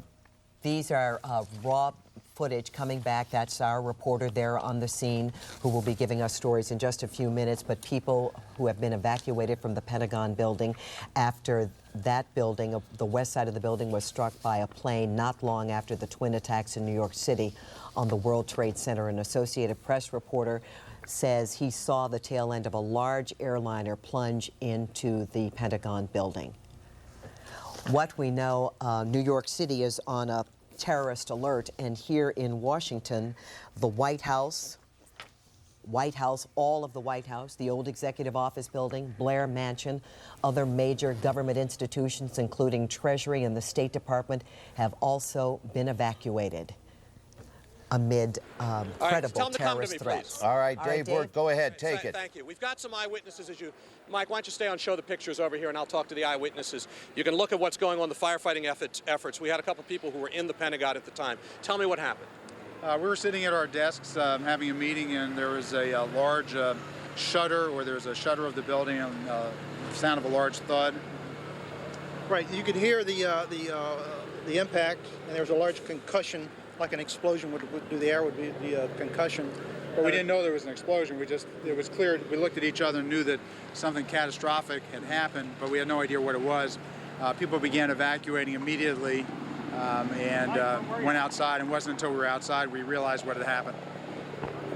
How far away from you in the building were you when it happened? Well, if you divide the building into fifths, 5 pie slices, which is the way the Pentagon renovation is scheduled. This is in the first wedge, the new wedge that just was finished, and we were in the next one over. Did you see any injured other than the ones who were out here that we saw? I didn't see any injuries. Did you see what size of plane it was when you got outside? No, but walking up here now along the road, there are pieces of aircraft spread all the way up the road, at least a third of a mile from the impact site. What goes on? Can you tell us what would be in those offices, generally speaking? I know you can't go into great detail. Well, we're looking at the E-ring of the Pentagon, and that's where the more senior officials are. That area, I believe, is where the Army Deputy Chief of Staff for Operations and the Army Deputy Chief of Staff for Personnel's offices are. We're looking here also, I believe, I don't have a monitor, but I believe you're looking at one of the injured being taken away by Arlington Fire and Rescue. They've been on the scene since a few minutes after this happened. And I mentioned before, but the firefighters and police officers on the scene here have all been warned, keep a close look at the skies, watching for a possible second attack as what happened in New York. Mike and Andrea? All right, we're going to go to Rick Armstrong. He's one of our photojournalists. He's down on the mall. Rick? Hi, Buck. What you got? Not a whole lot other than the fact that the city is shut down. I'm at the base of the Washington Monument. Park police officer a few minutes ago told me they've shut down all the monuments. They're evacuating all the buildings, including the White House. I can look across the river at the Pentagon, and it's an incredible smoke plume. Bet you everybody. Emergency vehicles going in every direction. Look like Secret Service vehicles, fire vehicles, police vehicles. 25 years here, I've never seen anything like this. What's the reaction of the people there, mostly tourists, I'm sure, and some working in the area? To be honest with you, I've talked to a lot of tourists, and they're just, what do you expect? They're all shocked. It's unbelievable. Yeah, I know. It's hideous. I know. Yeah. I can imagine what it's like down there. We're sitting here. Every plane we keep an eye on. I imagine everybody throughout the city. Looking you see up a at plane. The sky. Yes. I've had no luck making any communication except for I'm on a payphone. The cell phones are down. The displays are down. Right. I don't know why. I think we know why. We decided to come to this location. I'm with Frank Herzog. We were on a sports story. We decided to come to this location because this is a very likely spot for an act of terrorism. Sad it is to say that, but and so we're just kind of keeping our eyes and ears open here. All right, Rick, thank you very much. Let's go to Lauren Ashburn now, USA Today. She's Lauren. Frank. This is Andrea and Buck. Hi, Andrea. Hi, Buck. I am on the 22nd floor of the USA Today Tower 1 building, overlooking this immense plume of smoke. The E-ring of the Pentagon. You can't even see it from this distance. There is a helicopter hovering over the site, taking pictures and taking a look at what's happening inside. I'm looking down on traffic, which is completely gridlocked on Route 50 heading out of the city. Heading into the city on Route 395, you can see traffic is moving along quite quickly, and we have heard several fire trucks and EMS trucks pass us by here. I'm looking down right on the ground right now on the ramp that would take you to Route 110. They have blocked that off. There's a police officer standing right in the middle of the street right now. Thank you very much. I just... Let's go back to Dave, who is at the Pentagon site. Dave? Hey, I just heard another explosion of some sort. Now, it could be a secondary explosion here from something happening, but we just heard a loud pop just as you were coming to me. It seemed to be on the east of here. I can't tell what it is. It might be something that's secondary to this because we had a number of small explosions after the fire occurred. Dave, we understood there was construction. The area that was struck by the plane and what's on fire, was that the area under construction, so maybe there weren't a lot of people in that area? There is, yeah, there's toward the south end of this area, there are construction trailers, I can say that. But I can't tell you for sure if this area would be sparsely populated. We're actually being asked to move back by Virginia State Police a little bit. We're going to try to keep this location as much as possible. The reason they asked us to move back is because, of course, they're concerned about any secondary explosions. I can tell you from my experience as a firefighter, there's still a great deal of fire inside the Pentagon by the smoke that's coming out of there. I'm sure firefighters are inside making sure first that they can get everybody out that they can and then trying to attack the fire inside. They've also had fire, of course, on the outside that probably involved some sort of airplane fuel. That's why it burned so it's still burning, in fact, on the south end on the outside near those construction trailers. Again, I can't tell you much more other than a loud pop just a few minutes ago that seemed a little bit different than the ones we heard earlier, which were on the outside here that could have been tires or something else. We're just watching also as they're taking another man to the hospital. It looks like it's going to be a medevac, and what I can tell, it looks like he's burned. There seems to be a burn sheet on top of him. Medics are taking him to the U.S. Park Police Eagle helicopter. I think we'll try to get a shot of that. We're going to show you over here on Washington Boulevard. The Eagle helicopter from Park Police is landing, taking this man to the hospital. From my vantage point, it looks like he has burns. We also, besides Arlington Fire and Rescue, see some doctors, what appear to be doctors on the scene, not sure if they're military or not, who seem to be helping with the injured. As you can see, Virginia State Police are, again, trying to move us back, but I think we've been able to stall them off for the moment. Again, this is the E-ring of the Pentagon. Hold on one second, Mike and Andre. In fact, we're seeing a second man who clearly is burned being sent to that medevac helicopter. Right behind that truck. Right there, right there. As you can see, they're rushing him down here. This is a second person we have confirmed has what appears to be very serious burns. Yes, we can see his hands being burned. Can you take it back for a second? We need to coordinate something here. I'll be right back with you. All right. We're just getting across the wire, too. Again, what preceded the Pentagon plane crash was the horrific destruction of the two planes crashing into the World Trade Center, which you see in our picture on the right-hand side of your screen. A witness said he saw bodies falling from the 110-story towers and people jumping out. There are no confirmed casualties or injuries, but looking at this. This is tape. This is tape from earlier this morning. When the jet plowed in. Now we're getting word one of the World Trade Center towers in New York City has collapsed. It's collapsed, the structural damage from the two planes plowing in. Also to let you know, because of what has happened, the Federal Aviation Administration has shut down all airplane traffic nationwide, nothing coming in, nothing going out. BWI will allow planes to land that were in the traffic pattern for landing, but I think after that, everything will be shut down. We're in a lockdown, is basically what it is. All government buildings, major government buildings, have been evacuated.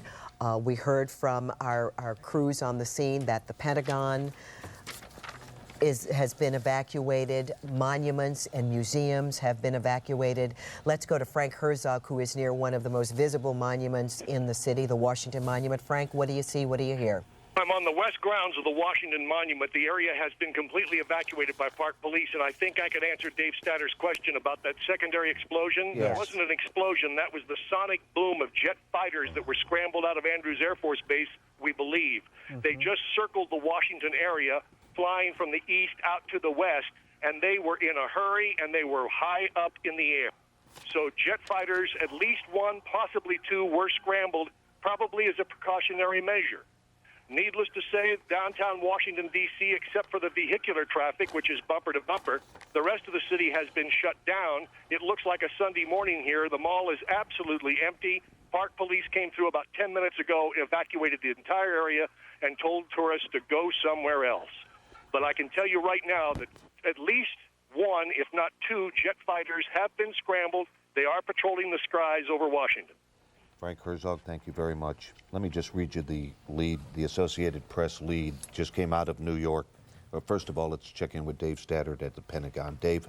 It collapsed right now. As you can see, I assume you're taking our picture. I do not have a monitor, but right now we just had a middle section here of the E-ring of the Pentagon collapse from the amount of fire and destruction from this. So obviously there was a great deal of damage here. It just collapsed. We don't know who is inside or how many people are inside. You heard somebody, one of the people who was inside the building, talk to us a short time ago and said this E-ring of the Pentagon has a great many senior officials. So if somebody was planning something, this might have been the place if they wanted to get senior officials. Again, most of the fire on the outside of the building has been extinguished. There's still some spot fires on the outside of the building, and still, from what I can see, a great deal of fire inside. So now you have a gaping hole on the west side of the Pentagon here at Washington Boulevard, and this collapse just happened. It was not an explosion, a secondary explosion. This apparently the damage from the great deal of fire and the structural damage from the plane crash. Any word yet, Dave, on casualties? Other than seeing the two people we saw medevaced who had serious burns, I have not I can't confirm any others. They've been working on people, but we don't know what's inside that building, to be honest with you. So certainly anybody in those windows or in those offices by those windows, you have to be very, very concerned about right now. All right, Dave Statter, reporting from the Pentagon here. You can see from Dave's camera shot several people being escorted out of the Pentagon. The Pentagon is being evacuated, as is the White House, the U.S. Capitol. Most monuments, museums, the city basically, as you've heard from Frank Herzog and from photojournalist Rick Armstrong near the Washington Monument, closed down. Almost everything is closed down. As you can see, a portion of the Pentagon has collapsed. This happened after a jet apparently deliberately plowed into the Pentagon. We have Daniel McAdams on the phone. He is an eyewitness. Daniel, good morning. What did you see and where are you? I'm here in Arlington, just off of Columbia Pike, probably about 2.5 miles from the Pentagon. And we were sitting in our living room having coffee, and it sounded like a military jet flyover that they do sometimes, you know, a very, very low altitude flyover. And then just a couple of seconds later, we heard a massive boom. All of our doors and windows shook. We went outside, looked out the window, and then saw a plume of smoke. All right, Daniel, thank you very much. Let's go back to Dave Statter. Dave, what do you have? I know, hey, they're evacuating us now. They believe another plane. This could be a rumor, but they're evacuating everybody. Possibility of another plane coming in this direction. Certainly, but this is a major evacuation at the moment. Again, it could all be rumor, but FBI is evacuating everybody out of this area. I've got to go at the moment because they will not let me stay here. Be safe, be safe. And we heard from Frank Herzog that boom that Dave thought he heard before was Air Force jets scrambling high up in the sky on alert. If there is something else coming in, we hope they get it first. We're looking again at the Pentagon, where an aircraft crashed into the Pentagon this morning, causing what we had just seen, a gaping hole in the E-ring of the Pentagon. Evacuations. We have seen transports burn victims. We do not know about any casualties. We don't know if everyone was evacuated from the Pentagon before that collapse. We are watching, as you just heard Dave Statter say, they are evacuating and moving back all of the news crews, getting people as far away from that building as possible because they thought they spotted another plane in the area. We do not have any confirmation on that, but we will keep you updated. The Federal Aviation Administration has shut down all air traffic nationwide. This following the aircraft that crashed into the Pentagon. Two planes crashed into the World Trade Center up in New York City. President Bush said today we have a national tragedy upon learning of the two planes crashing into the World Trade Center. He said he would be returning immediately to Washington, and the president has ordered a full-scale investigation to hunt down the folks, quote, who committed this act. And again, what you're looking at, within an hour of the Twin Towers explosion, an aircraft crashed at the Pentagon as well. The White House and other major government buildings, Treasury Department, Defense, have all been evacuated, and airplane traffic in and out all around the United States is closed down. Let's go back to Lauren Ashburn, who's in the USA Today building in Roslyn. Lauren? Yes, good morning, Buck and Andrea. I am taking a look right now at the Pentagon. There are 4 helicopters I can see from the vista here in the USA Today Tower 1 building that overlooks all of Washington from Arlington, Virginia. I can see one helicopter is on its way, it looks like to me, to the Washington Hospital Center. It's attempting a landing right now. I'm sure there are 2 others following in that direction at this point. I'm looking down at traffic. Traffic is at a standstill leaving the city. There are hardly any cars going into the city via Route 50.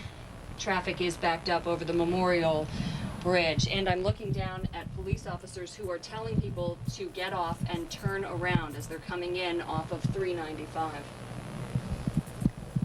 Yes, Lauren, we had heard that the Beltway near 395, which is that Pentagon exit, is closed down. So if you're leaving the home or going in that direction, don't. Go the other way, just stay put, stay home. Now, Andrea. Yes, Lauren. I can see the sky. I know you had talked about possibly another plane from somewhere coming. I have a vista almost 180 degrees here across the horizon, and I can see not one single solitary plane. Good. The only thing I can see are those helicopters I talked to you about. The one helicopter has landed, it looks like to me, at Washington Hospital Center. All right. We have on the phone now Daryl Jenkins. Mr. Jenkins, you're an airline security expert with what organization? Washington University Aviation Institute. All right, sir. You've seen what's happened this morning. Give me your read. Well, our lives will never be the same again. This will change everything we do in this city and everywhere else around here. This is the day that we will all remember until we die now. I can't even imagine anything more worse than what's going on right now. The terror is just unspeakable. Basically what we probably have, Mr. Jenkins, is what, 3 hijackings and then the terrorists plowing to the World Trade Center and the Pentagon? That's correct. Just the enormity that somebody would do something this awful to innocent people, there's no cause that can justify this. Everything about aviation will change, and even the Pentagon was under attack, and there's smoke coming from this. So whatever airports have been in the past, in terms of nightmarish getting through, the nightmare is only beginning because travel will become unspeakably difficult now. What happened to airport security, sir? I have no idea how any of this happened. We have no details at this time. I'm sure, though, that all resources will be brought to bear on this. In the future, getting through any airport will be very, very difficult. It will not be pleasant ever again. I think you said it best, though, at the beginning. Our lives will never be the same. Everything will change after this. Everything will change everywhere in this city and in just about everything that I do in commercial aviation. Mr. Jenkins, you know, I can remember years back. It was D.C. Police Chief Maurice Cullinane, Jerry Wilson, Isaac Fullwood. They all said someday terrorism is going to come to the United States. Well, I think today it did. Today it did, and like we said earlier, our lives will never be the same. I assume right now our nation's under attack and we're at war with some foreign body. All right, Daryl, thank you very much. Thank you. Thank you. Speaking of how everything is going to change, especially at major airports around the world, Gary Reels is at National Airport by phone. Gary, what's going on there? Well, Andrea, it is, I hate to use a cliche, but it is truly a scene out of a movie here. The dark, acrid smoke wafting over from the Pentagon has shrouded the terminal area here at National Airport lightly, not a dense fog here at the airport, but a light fog nonetheless. And we've been here at the airport proper now for about 20 to 25 minutes. There is still a constant stream of people evacuating the entire airport. Of course, as you've been reporting, airport operations around the United States have been shut down very abruptly, and National Airport is certainly in the thick of that. There are still at this hour hundreds and hundreds of people evacuating, just streaming by foot. Everybody's walking. There's a heavy security presence here, needless to say. And, of course, the people who are here and are leaving here can see very clearly the cause of this, and that is the plane crash into the Pentagon and the smoke. They're getting a first-hand taste of it. All right, Gary, thank you. Gary Reels reporting. One second. The State Department has just been evacuated after a possible explosion or a fire. A senior government official speaking on the condition of anonymity said the incident appears connected with the 2 plane attacks at the World Trade Center and the Pentagon. According to this source, quoting now, something has happened at the State Department. We don't know what yet. We hear it might have been a plane. Anybody, Frank or Rick, Lauren, can anybody see anything over at the State Department?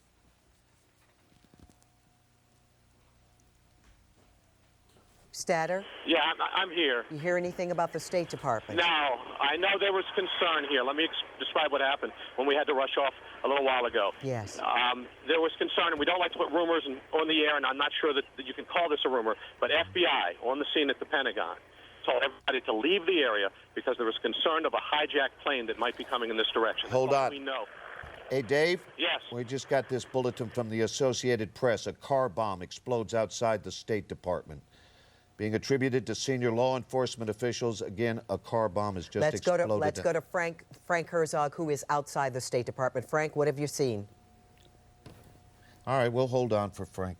Frank had been down at the area of the Washington Let me Monument. just tell you, if you're just waking up, this is not a dream. This is not some B movie you're watching. And this is not a Tom Clancy scenario. This is the real thing. This morning, about 8:45, a plane crashed into the World Trade Center in New York. 18 minutes later, another plane, apparently a hijacked jet, out of Boston bound for L.A., crashed into the world. You see the picture right there. That's the second explosion when this American Airlines jet, apparently hijacked, plowed into the World Trade Center. Then about an hour ago, there was an explosion at the Pentagon. A plane plowed into the Pentagon near the heliport. Look at this. Oh. And one of the towers, we had reported that one had collapsed here, is proof that... Frank Herzog, where are you? I'm still at the Washington Monument. I'm looking at the State Department. Yes. What do you see? Nothing has happened there now. It looks all quiet, but I am getting reports from Park Police that another plane was hijacked out of Pittsburgh. That's the word they're getting. Another plane was hijacked out of Pittsburgh, which may explain why those two fighter jets were scrambled out of here about 15 minutes ago. Yeah, but so far, the State Department is quiet. There's no indication of anything going on in the building. All we hear is just the constant wail of sirens here in downtown Washington. Again, to confirm what Dave Statter told us just a few minutes ago, Pentagon officials are evacuating people from the area of the Pentagon, fearing another plane could be en route. Frank Herzog has been told by a U.S. Park Police officer there's been another hijacking, this plane out of Pittsburgh. Apparently, they're scrambling out of Andrews Air Force Base. Other major government institutions, including Treasury and the State Department, were being evacuated even before we heard about something possibly being directed specifically at the State Department after the explosion at the Pentagon. Again, we are looking at two pictures. The one on the left of your screen is the Pentagon, where a section of that building has collapsed, struck by an aircraft. This is New York City, where one of the Twin Towers collapsed after it was struck by aircraft, one of the 110-story towers. Emilio Villano, he's a terrorism expert over at American University. Sir, are you with us here? Emilio? I think we lost him. The phones in this area, everybody's on a cell phone. Trying to get out. This was live of the second tower. We believe the second tower of the World Trade Center just collapsed. That's what you were looking at live. You can't see very well through the smoke, but it is obvious that those two large structures that we saw just a little while ago aren't there. We're going to pick up live coverage from our sister station in New York, WCBS. Let's listen to what they're saying. Now reduced to a pile of rubble and ash, smoke billowing above the city. Jim Smith, stay with us if you will. What is the evaluation and what else you're able to see from your vantage point? Well, Michael, we have seen the entire lower half of Manhattan just completely covered in smoke, debris, dust. Everything well south of Canal Street is just completely and covered in this smoke and dust at this time. There is not anything recognizable of what were the two trade towers, nothing standing out from those clouds of dust at this time. My goodness. We understand the schools in the area reporting that the children were there. At last report, the children were safe. They're saying that the parents, if you can get there, and in this, frankly, it'd be quite difficult. The schools are under a lockdown. The children are not allowed to leave unless the parents come to get them. But we have heard word that the children are okay. The casualties here are far, we don't even want to speculate. No, we do have reporters at St. Vincent's, at Bellevue, throughout the city, crews throughout the city. We know that you're worried about your loved ones down there. This is the financial district of the world, and clearly untold number of people that are down there right now, and this is as close as we can get to the scene. Jim Smith, you're about, what, 5 miles? Yeah, that's right, Michael. We're about 5 to 6 miles away. We've been forced to move to Staten Island at this point to bring you these pictures. And we understand to go along with the airport shutting down and no airplanes being allowed to take off nationwide, we have been in contact with military aircraft in the area. that are enforcing a complete no-fly zone. Once we land, we will not be allowed to take back off. So as aircraft are removed from the area, none will be allowed back in. That's understandable. Langley Air Force Base, all the Air Force bases you would imagine are on high alert. Possibly, I don't know if anybody's, we're not hearing that. We're trying to get the beat on whether the military and to what aspect the military has been and is taking action about this. Again, not a confirmation per se, but it's hard to imagine that this is anything but a terrorist attack. We're getting some information here.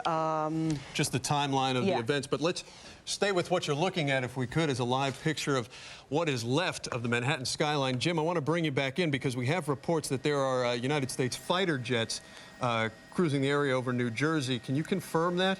Yes, we can. Our pilot has been in contact with some F-16 fighters that have been in the area. We do not know exactly.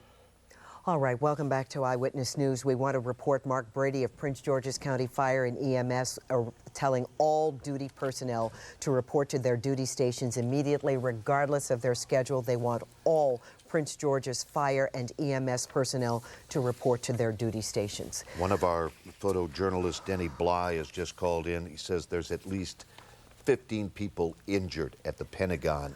We saw the tower.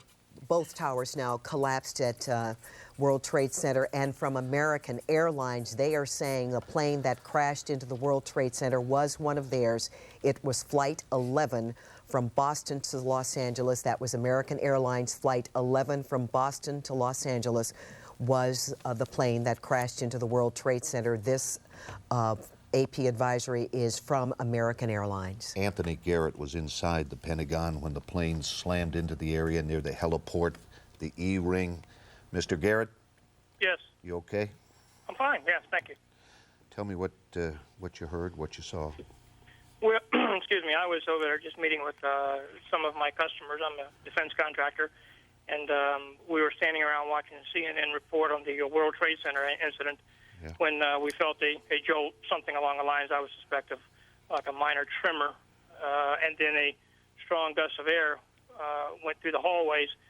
Immediately after that, someone in the hallway started yelling, "Get out of the building now!"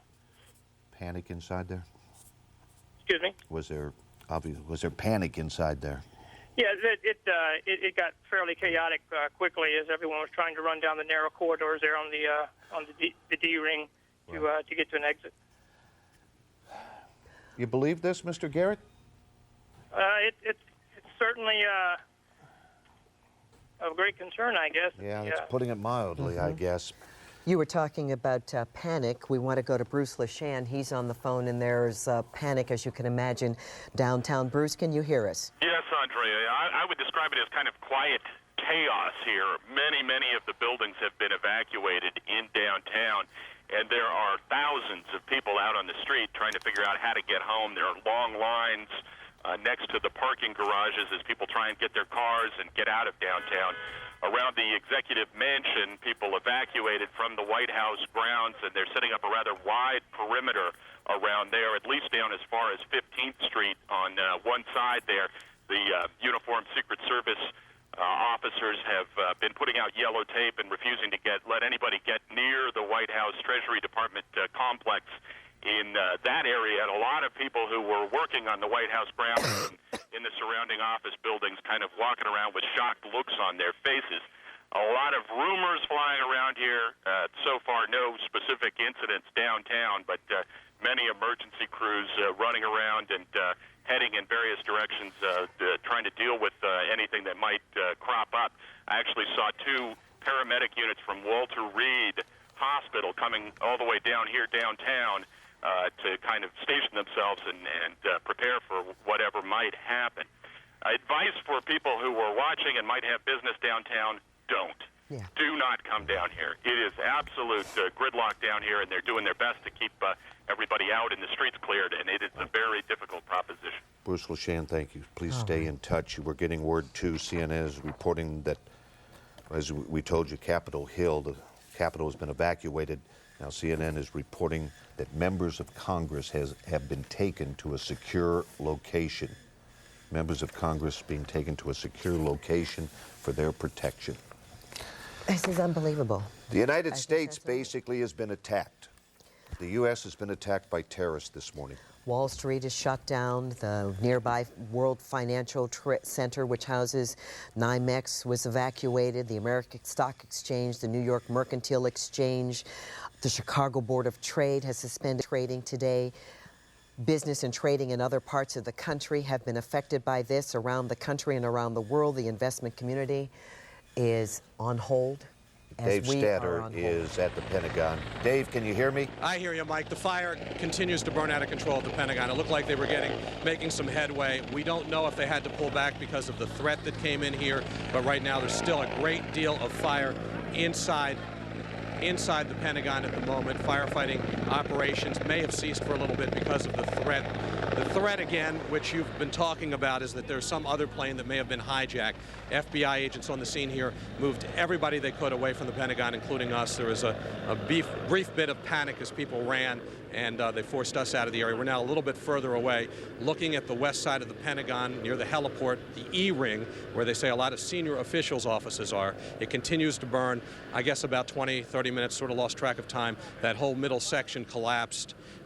That wasn't from the initial explosion, apparently from the great amount of fire there and the damage done when the plane hit. Still have conflicting reports over what size plane hit. We heard one eyewitness tell us that it was a small plane that he seemed to see as he was coming across the 14th Street Bridge. Believe it or not, somebody else said they saw something as big as a 757. We just don't have the confirmation for you yet. Number of injured, medevac taken by helicopter from the area. They seem to be suffering very serious burns.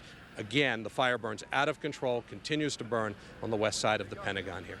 Dave, from your vantage point from where you are, you can't see any portion of the plane. Is that correct? There was debris all over the place. In fact, I looked down. Mike Trammell, photographer, and Heather Cabot, a reporter here, said look down, and there was a small piece of what apparently Hold was on, the plane. Dave. Sure. Hold on just a second. We got a bulletin from AP. A large plane has just crashed in western Pennsylvania. Again, the Associated Press is reporting a large plane has just crashed in western Pennsylvania. That's according to officials at the Somerset County Airport. That's near Pittsburgh. Again, we had a report of another plane, a hijacking near Pittsburgh. Now we're getting a report of a large plane crash in western Pennsylvania, Somerset County. We have someone on the phone. I couldn't get the name. Tell me who you are, please. Dr. Gerald Post is joining us by phone. Dr. Post, your reactions? Well, the coordinated nature of this attack makes it clear we're not just talking about an isolated group, and I'm sure the dominant suspicion, although no responsibility has been claimed, will be with the Al-Qaeda network of Osama bin Laden. It's really. When I turned on television, I must say I thought it was some sort of fantasy movie. Right. First. Dr. Post, we have this quote from Chris Yates, an aviation expert at Jane's Transport in London. He's quoted as saying, it takes a logistics operation from the terror group involved that is second to none. And you would agree with that? That's absolutely correct, and that makes it clear we're talking about a major organization with highly sophisticated operatives. And, Doctor, where's our intelligence? Yeah, how do we protect ourselves against this? That's one of the terrible things about terrorism and how difficult it is to protect about the unknown, unseen adversary. Do we do anything as a terrorist expert? What should be our response? Since so far, no group has claimed responsibility. What should we be doing now? Well, the first effort, obviously, apart from responding to this multiple site attack, is to identify who is responsible. Having said that, as we saw with the embassy bombings, in fact, I was recently involved in the trial in Dr. federal Post, court. let me interrupt you for a second. Again, our viewers, if you're just tuning in, you're looking at the smoke at the harbor in New York resulting from the collapse of the Twin Towers at the World Trade Center. We're still getting another report from AP as well that senior law enforcement officials say a car bomb has exploded outside the State Department. It was already among buildings in the nation's capital evacuated earlier due to the attacks. The official says, quote, something has happened at the State Department. We hear it might have been a plane, then we're hearing car bombs. We don't know. Again, this could just be fear and rumor, but this is coming from quoted a senior law enforcement official saying something has happened outside the State Department. If any of our reporters are able to clue us in on that. Mike? CBS is reporting that there's been another hijacking. A 737 unknown what airline has been hijacked. CBS is reporting that plane is now circling Dulles International Airport. Again, CBS reporting another hijacking. 737 passenger jet has been hijacked. The report is it's now circling in the area of Dulles International Airport. Here's a quote from a service station employee. What the hell is going on in the country now? That's the reaction after seeing from his vantage point the crash and the smoke at the Pentagon. Again, the initial report we got from our colleague Denny Bly is that 15 people have been hurt. Somewhere buried in that rubble is a jet. There have been conflicting reports whether it's a large commercial jet or a private jet. They said witnesses say Pentagon employees are walking down Columbia Pike to get away from the scene. There are long lines forming at payphones as people try to make contact with friends and family to let them know they're all right. Cell phones won't work. Cell phones won't work. Hold on, there is apparently a mass exodus from downtown D.C., creating incredible gridlock as office workers try to get home. The district government has ordered all workers out of all of its buildings. All of the area is shutting down. Back to Dave Statter. Dave? Yeah, I'm here, Mike. We just had a military jet fly over here, very low. We can tell you from the people we've been talking to coming from the Pentagon, they'd have very little in the way of information, and there's a lot, as you talk about rumors, that have been circulating through here about another possible attack, and certainly the hijacked planes you've talked about that seem to be confirmed. So that is causing a great deal of concern here. There's still a lot of Pentagon employees just standing outside, looking in, basically with their mouths wide open, trying to comprehend this. We see some what may be high officials at times, racing by us, heading toward the Pentagon. The fire continues to burn out of control, and I have to tell you, there are fires that have happened in the Pentagon before, certainly not from terrorist attacks, and it's a very difficult situation to fight a fire in the Pentagon. Again, the world's largest office building, I think it's been called in the past, and there's so many nooks and crannies that fire can get into, and I'm sure that's a big problem here. And as you saw earlier and can see now, there's a gaping hole in the west side of the Pentagon where a great deal of fire continues to burn here at the E-ring, the west side, near the heliport of the Pentagon. But the biggest problem here is solid information, and as you can imagine, the line of communications are down. You talked about the cell phones, almost impossible to use. Anybody out there is waiting for a call from a loved one and you know they have a cell phone, they're probably not going to get through. There's cellular gridlock at the moment. Do we have an eyewitness here? We have an eyewitness, I think, to what happened here at the Pentagon. If you have a moment, Heather Cappett's bringing that person over here. Can you tell me what you saw and where you were? Well, we were on Columbia Pike where the shelter is, and all of a sudden you can hear the noise coming first, and then you can feel the shaking of the building. And we just looked up out of the window, and I saw the tail end go. What size plane? It was for me, it looked like a big size plane. It was definitely a passenger plane. And everything shook, and then all of a sudden you just heard this big explosion, and somebody said, my God, they hit the Pentagon, they hit the Pentagon. And I didn't know that they had hit the World Trade Centers this morning. And then, we've seen a couple injured who've been taken out. Have you seen any I've others? seen people, yeah. I've seen a few injuries. And they lined up stretchers, or those things they use, for the bodies. And a whole slew of people just went in line, military people, heading that way. So I take it that it was a lot of injuries. What's your name? Mark Eason. Thank you, Mark. Yes, sir. So there you hear it, another person who witnessed the attack earlier this morning here at the Pentagon when the plane crashed into the west side of the Pentagon. All the area roads leading to the Pentagon, of course, are shut down. Arlington police came in a few minutes ago, chasing many of the bystanders away, telling them to get out of here, much as the FBI did, because they're concerned about another attack happening. Mike and Andrea. All right, Dave, we're just getting across the wire, too. D.C. Fire is assisting Arlington battle the fire at the Pentagon. D.C. Fire and EMS personnel are to report to their duty stations at once. The same for Prince George's Fire and EMS. All duty personnel should report to their duty stations regardless of their schedule, all in an effort to help what's happening in Arlington, Virginia, and give those folks a hand as well. As we've been reporting, this is the most audacious terrorist attack that's ever taken place in the world, says an aviation expert at Jane's Transport in London. It takes a logistics operation from the terror group involved that is second to none. Only a small handful of terror groups is on that list.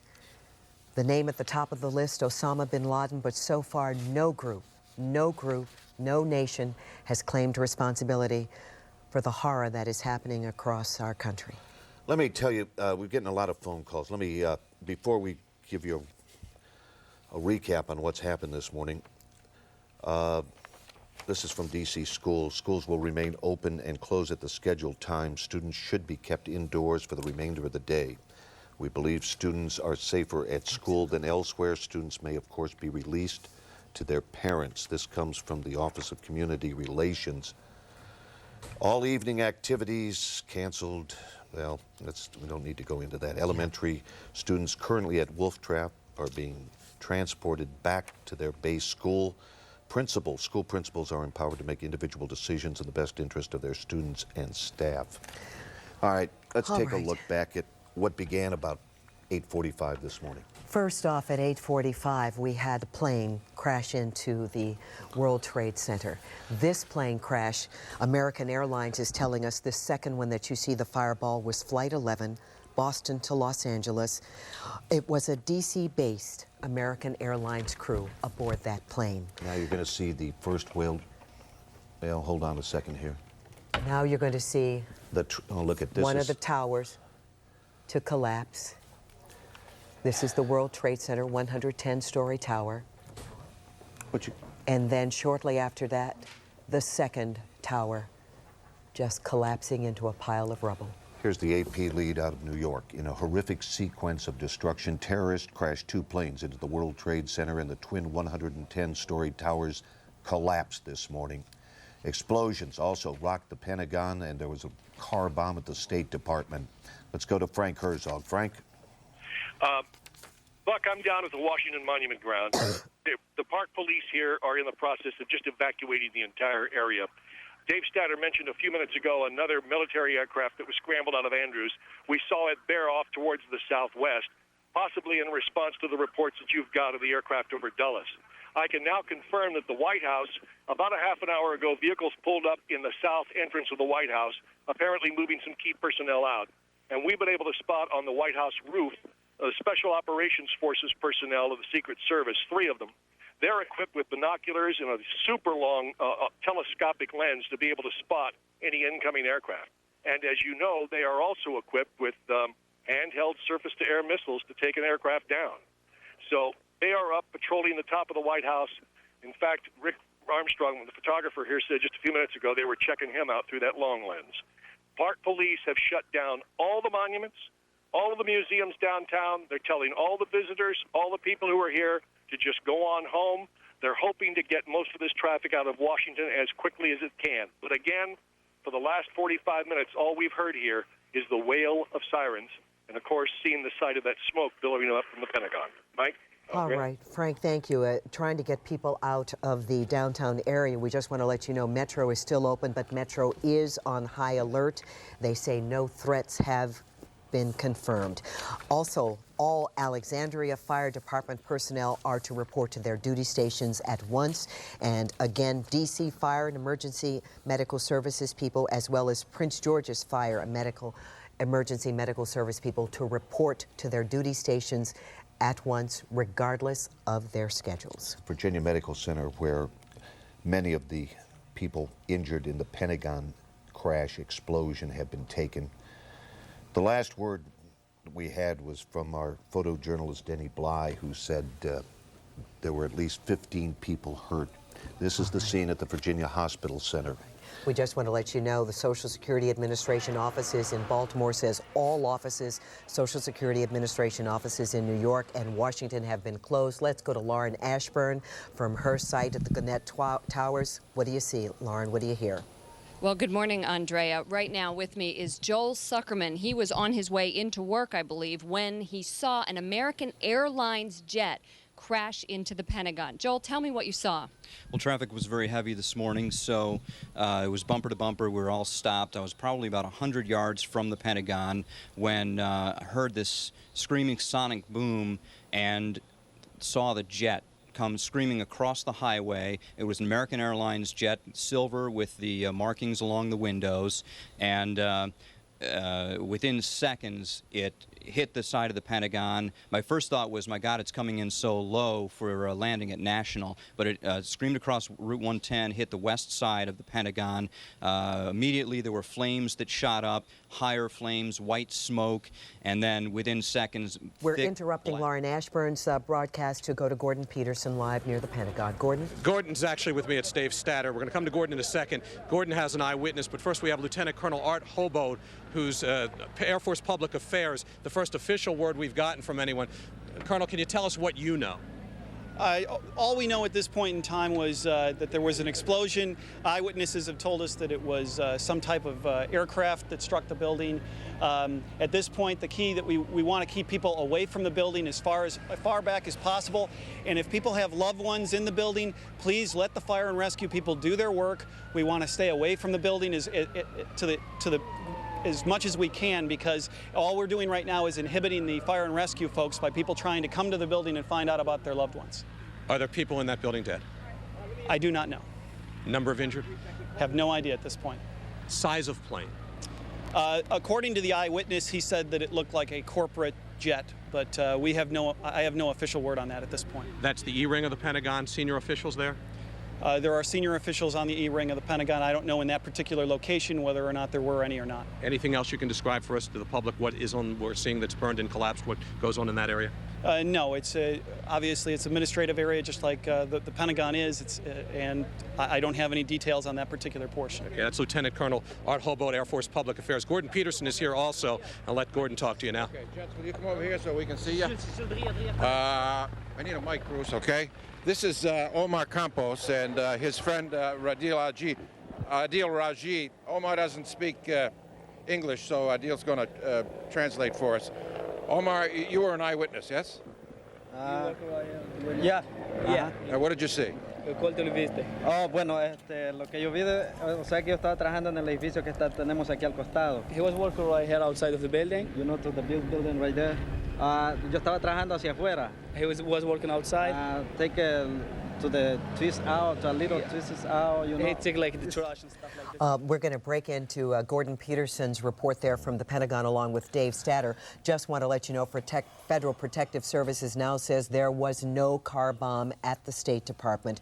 No car bomb at the State Department, but that building had already been under an evacuation alert following credible threats made to the White House. And we also have confirmation now that a large plane, apparently a jet, has crashed in western Pennsylvania. This crash, of course, comes just hours after terrorists crashed 2 planes into the World Trade Center in New York City. The twin 110-story towers have collapsed. Explosions also rocked the Pentagon. As Andrea just told you, there was no car bomb at the State Department. The Kennedy Center is closed this evening. All activities at the Kennedy Center closed. There was going to be Kennedy family members there for the unveiling of a new exhibit in tribute to the late president, but nothing will be going on at the Kennedy Center this evening due to the urgent. Let's go back to Gordon Peterson at the Pentagon. Gordon, you're back on. Gordon? Okay, Andrea, we're back talking to Omar Campos and his friend Adil Raji is translating for him. Now, Omar, you say this was a smaller plane, 10 to 15 passengers, maybe? No es muy grande. No es muy grande. It's not like too big. It's just. Tú sabes los aviones comerciales. It's like business. Aeroplane. Like a business jet, yeah. And it was a jet. Yeah, it's like a business aeroplane. Yeah. And what did you see the aircraft do? Pero ¿cuál tú lo viste exacto? Oh, bueno, yo lo vi que me pasó así por encima y tú sabes que venía muy bajo y movía hasta los árboles según venía debajo. He say it's come very fast down each move, then it goes straight to the buildings. And big explosion. Yeah, it's like... ya, es muy big. grande. Sí. Pero ¿sabe qué colores? Lo alcancé a ver que era como blanco por bajo y como así alrededor como celeste. What color was it? It's like white in the top, it's like blue color downstairs. It's like white on the top and blue on the color. It's not like blue on the like white blue. Como los aeroplanes de aquí, de América. American como así. Algo así como los de la United, you know. He said like a United States airplane. And Gordon, you know, there's one thing we've heard from some conflicting information. They're saying like a large business type airplane. Others have said it's been as large as a 767. Right. There are conflicting reports we should tell people, including some military people who seem to have witnessed or getting information that it may be that large. Right. Okay, go. Okay. Are you an eyewitness as well? Well, we only seen the back part as it was going over our building. And what's your name? Mark Eason.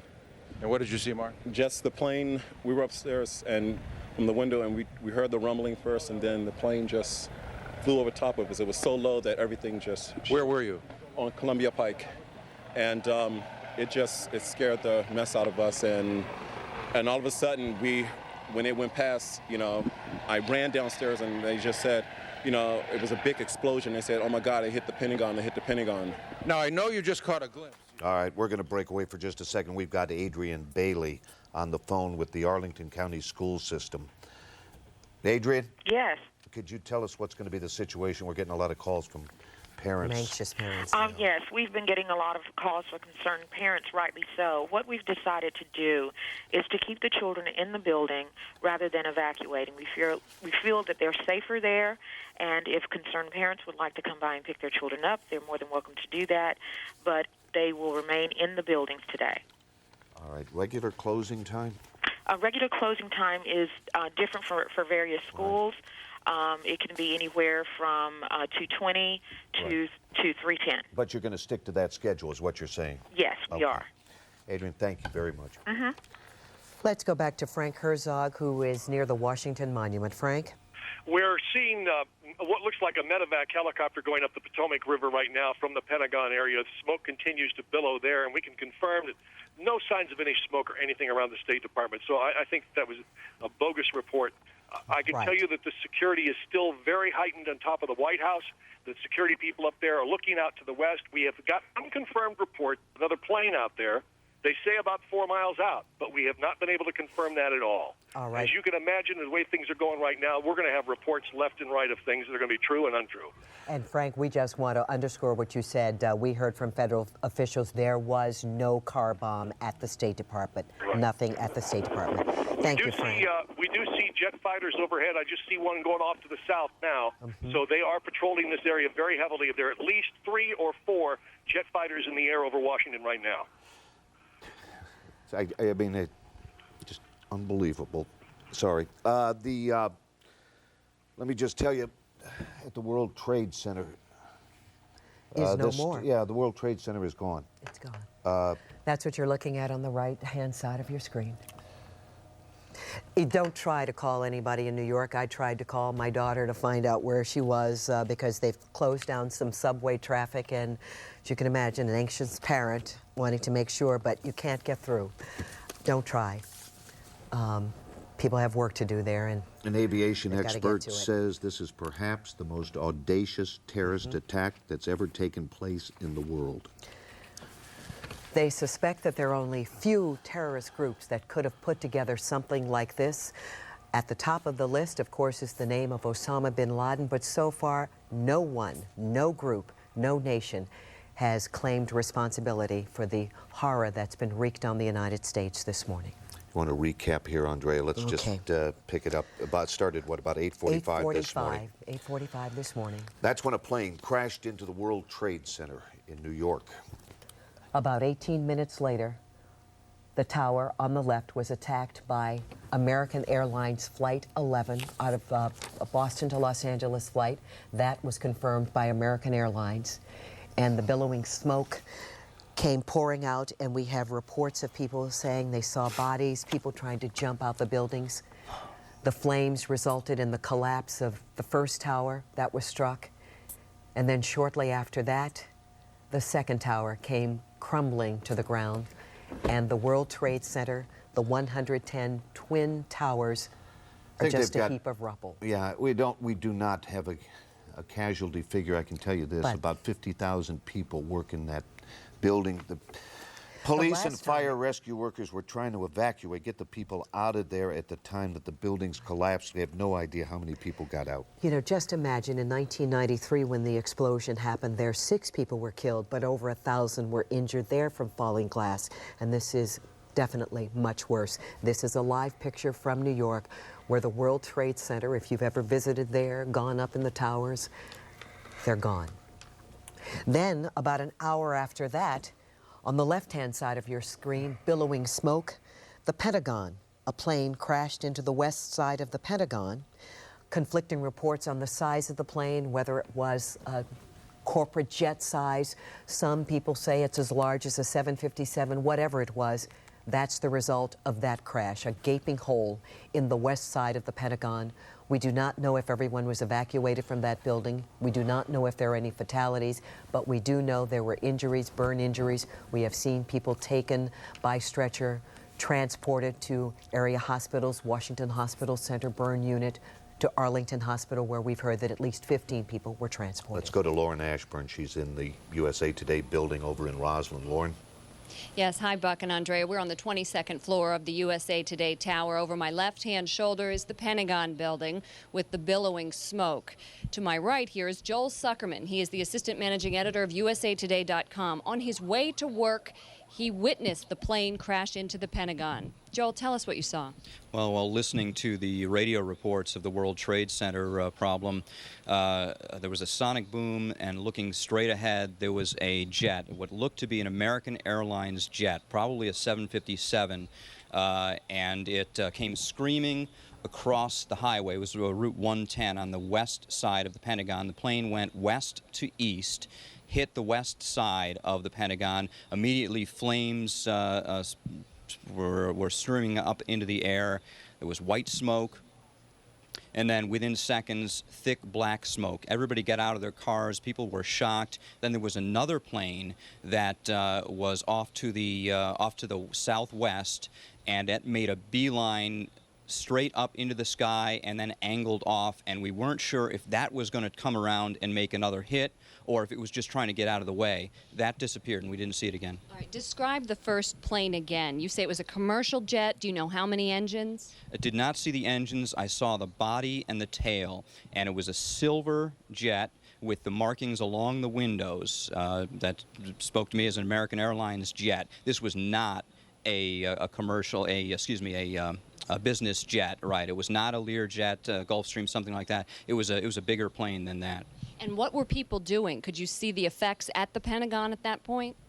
The Pentagon just turned black, charred, and then the flames came up. We were all worried because it was bumper-to-bumper traffic, and everybody stopped, and everybody got out of their cars. We were just worried if there was another explosion, it would just come, shoot fire at us, and we would all be toast. There was just nowhere to go. Right. Okay, Joel Suckerman, assistant managing editor of USAtoday.com. Right now we're on the 22nd floor of the USA Today building, the Pentagon over my left-hand shoulder. We're keeping an eye on the vista here. We have about a 180-degree vista where we have been watching helicopters land and take off.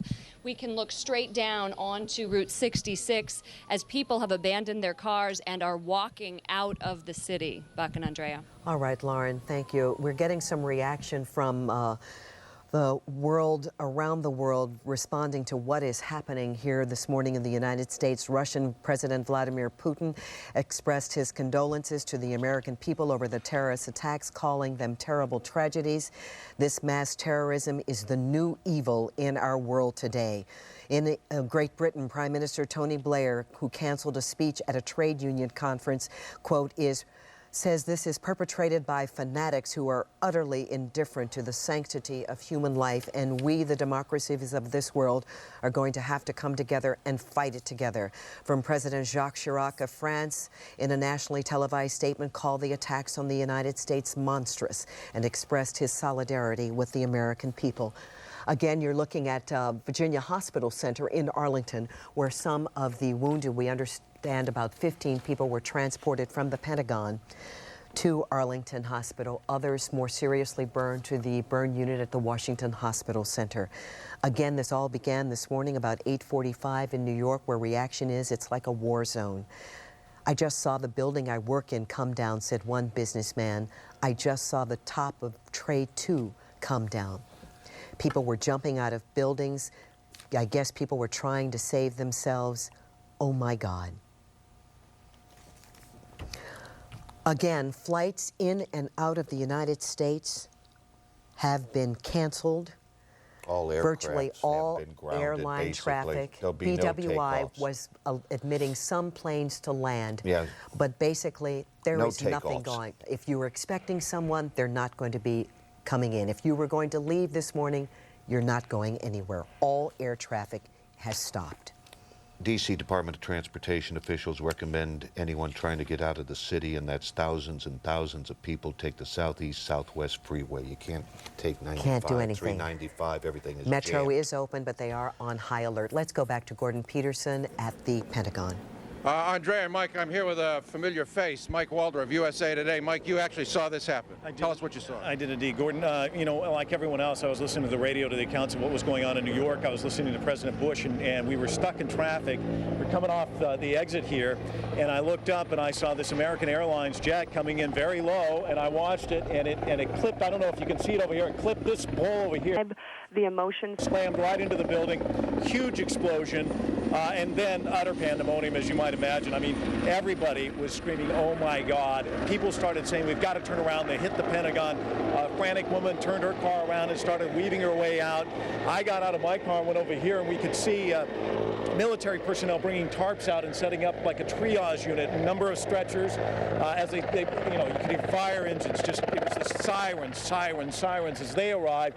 They started to hit the building with the foam, and actually we're doing a pretty good job. And then we saw the triage people with the stretchers running, sprinting over here, but at that point they moved us back, and of course there was a threat of another plane coming here at that time, and I don't know what's happened with that. Now, you're sure it was an American Airlines plane?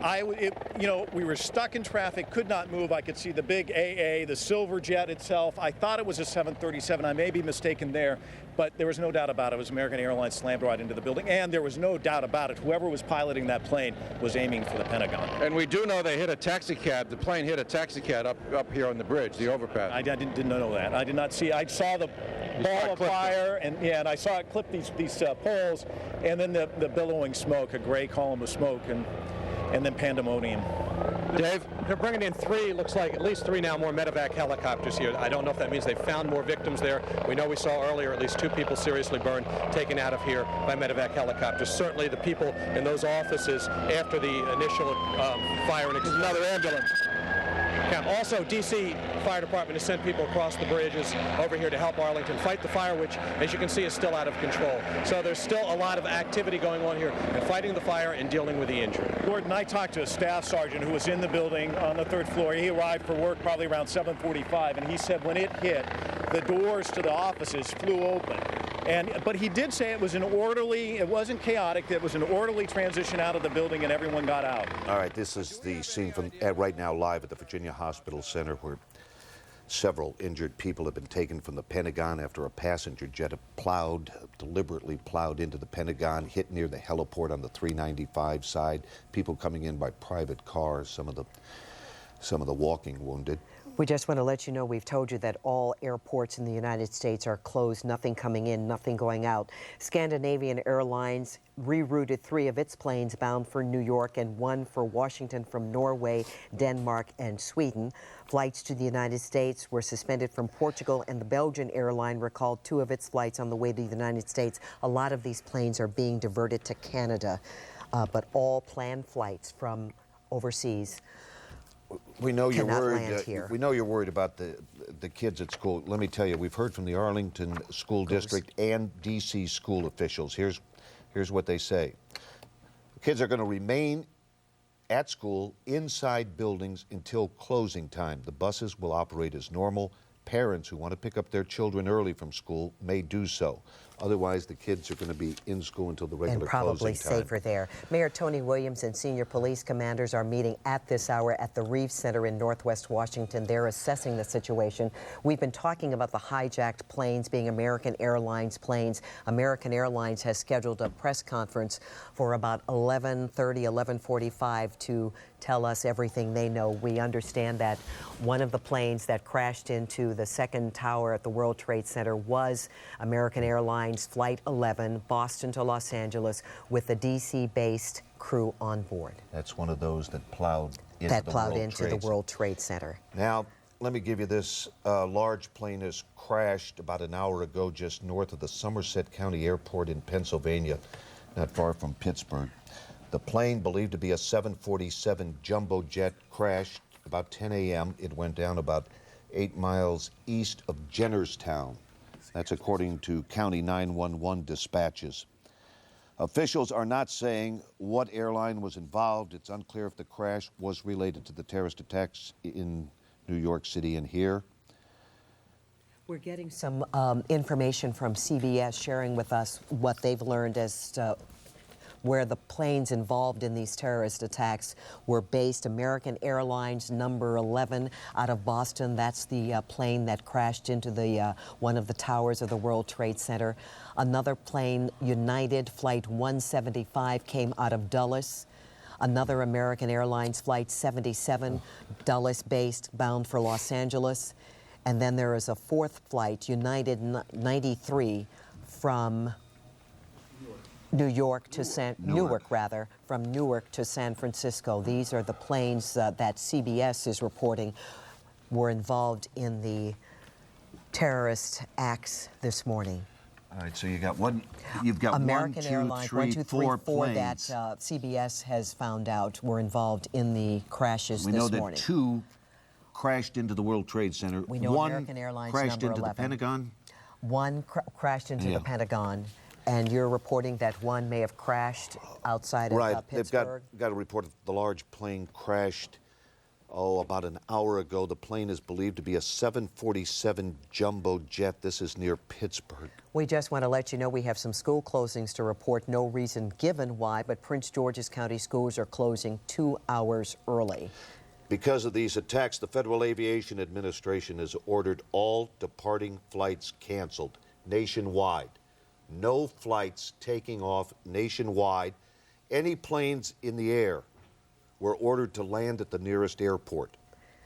You just saw shots from Virginia Hospital Center, formerly Arlington Hospital. Injured were just arriving on the scene. Innova Alexandria also is accepting injured. They have 5 people there. Their injuries are considered minor. Again, D.C. schools are open, but if parents would like to come and get their children, they will be allowed to go home with their parents. But again, the school buildings, the kids will be kept inside. That's the same in Arlington. Mike, is that the case? Yes, Arlington and D.C. It probably is a safe place for them to be, and to have more people out on the street clogging the roadways won't help the situation at all. So try and be patient. I know how anxious the parents are at this time. The picture on your left is the Pentagon, where apparently a commercial jet was hijacked. The hijacker, then in a suicide mission, plowed into the Pentagon. We want to let you know that the breakfast bar, now the lunch bar at the bottom of our screen, is keeping you updated on the most immediate information that we know affecting area airports, affecting area school systems, affecting area roadways in the metro area. And of course, we will remain on the air. Look, take a look. Can we, George, Bill, show them the picture from New York, would you? The World Trade Center up in New York. Look at that's the new New York City skyline. It's New York City skyline. Mayor Giuliani has called this a horrific mass murder. The Twin Towers. The Twin Towers are gone. We're going to show you the collapse. Here's a reporter getting ready to do a stand-up when one of the Twin Towers absolutely collapsed. It was just a short time later that the second tower went down. And when both towers crashed, Mayor Giuliani says a horrendous number of lives may have been lost in today's attack on the World Trade Center. I have a sense, again, right now we have to focus on saving as many lives as possible. That's from New York City Mayor Rudolph Giuliani. Who are we going to now? Let's go to Bruce LeShan. Mike and Andrea, I'm in the basement of the St. Regis Hotel, and it's remarkably calm down here compared to the quiet chaos up on the street. I had a couple of conversations just a short time ago with some uniformed Secret Service officers, one a lieutenant, and both of them mentioned seeing or hearing about a low-flying plane that was unidentified in the vicinity of the White House. Now, I think that threat has passed, but the perimeter has been expanded substantially, the security perimeter around the White House, and they've been pushing people back, and reporters and photographers and people who work at the White House, many of them running from the scene, concerned about this report of a plane. And again, I think that threat has passed, but the perimeter is now probably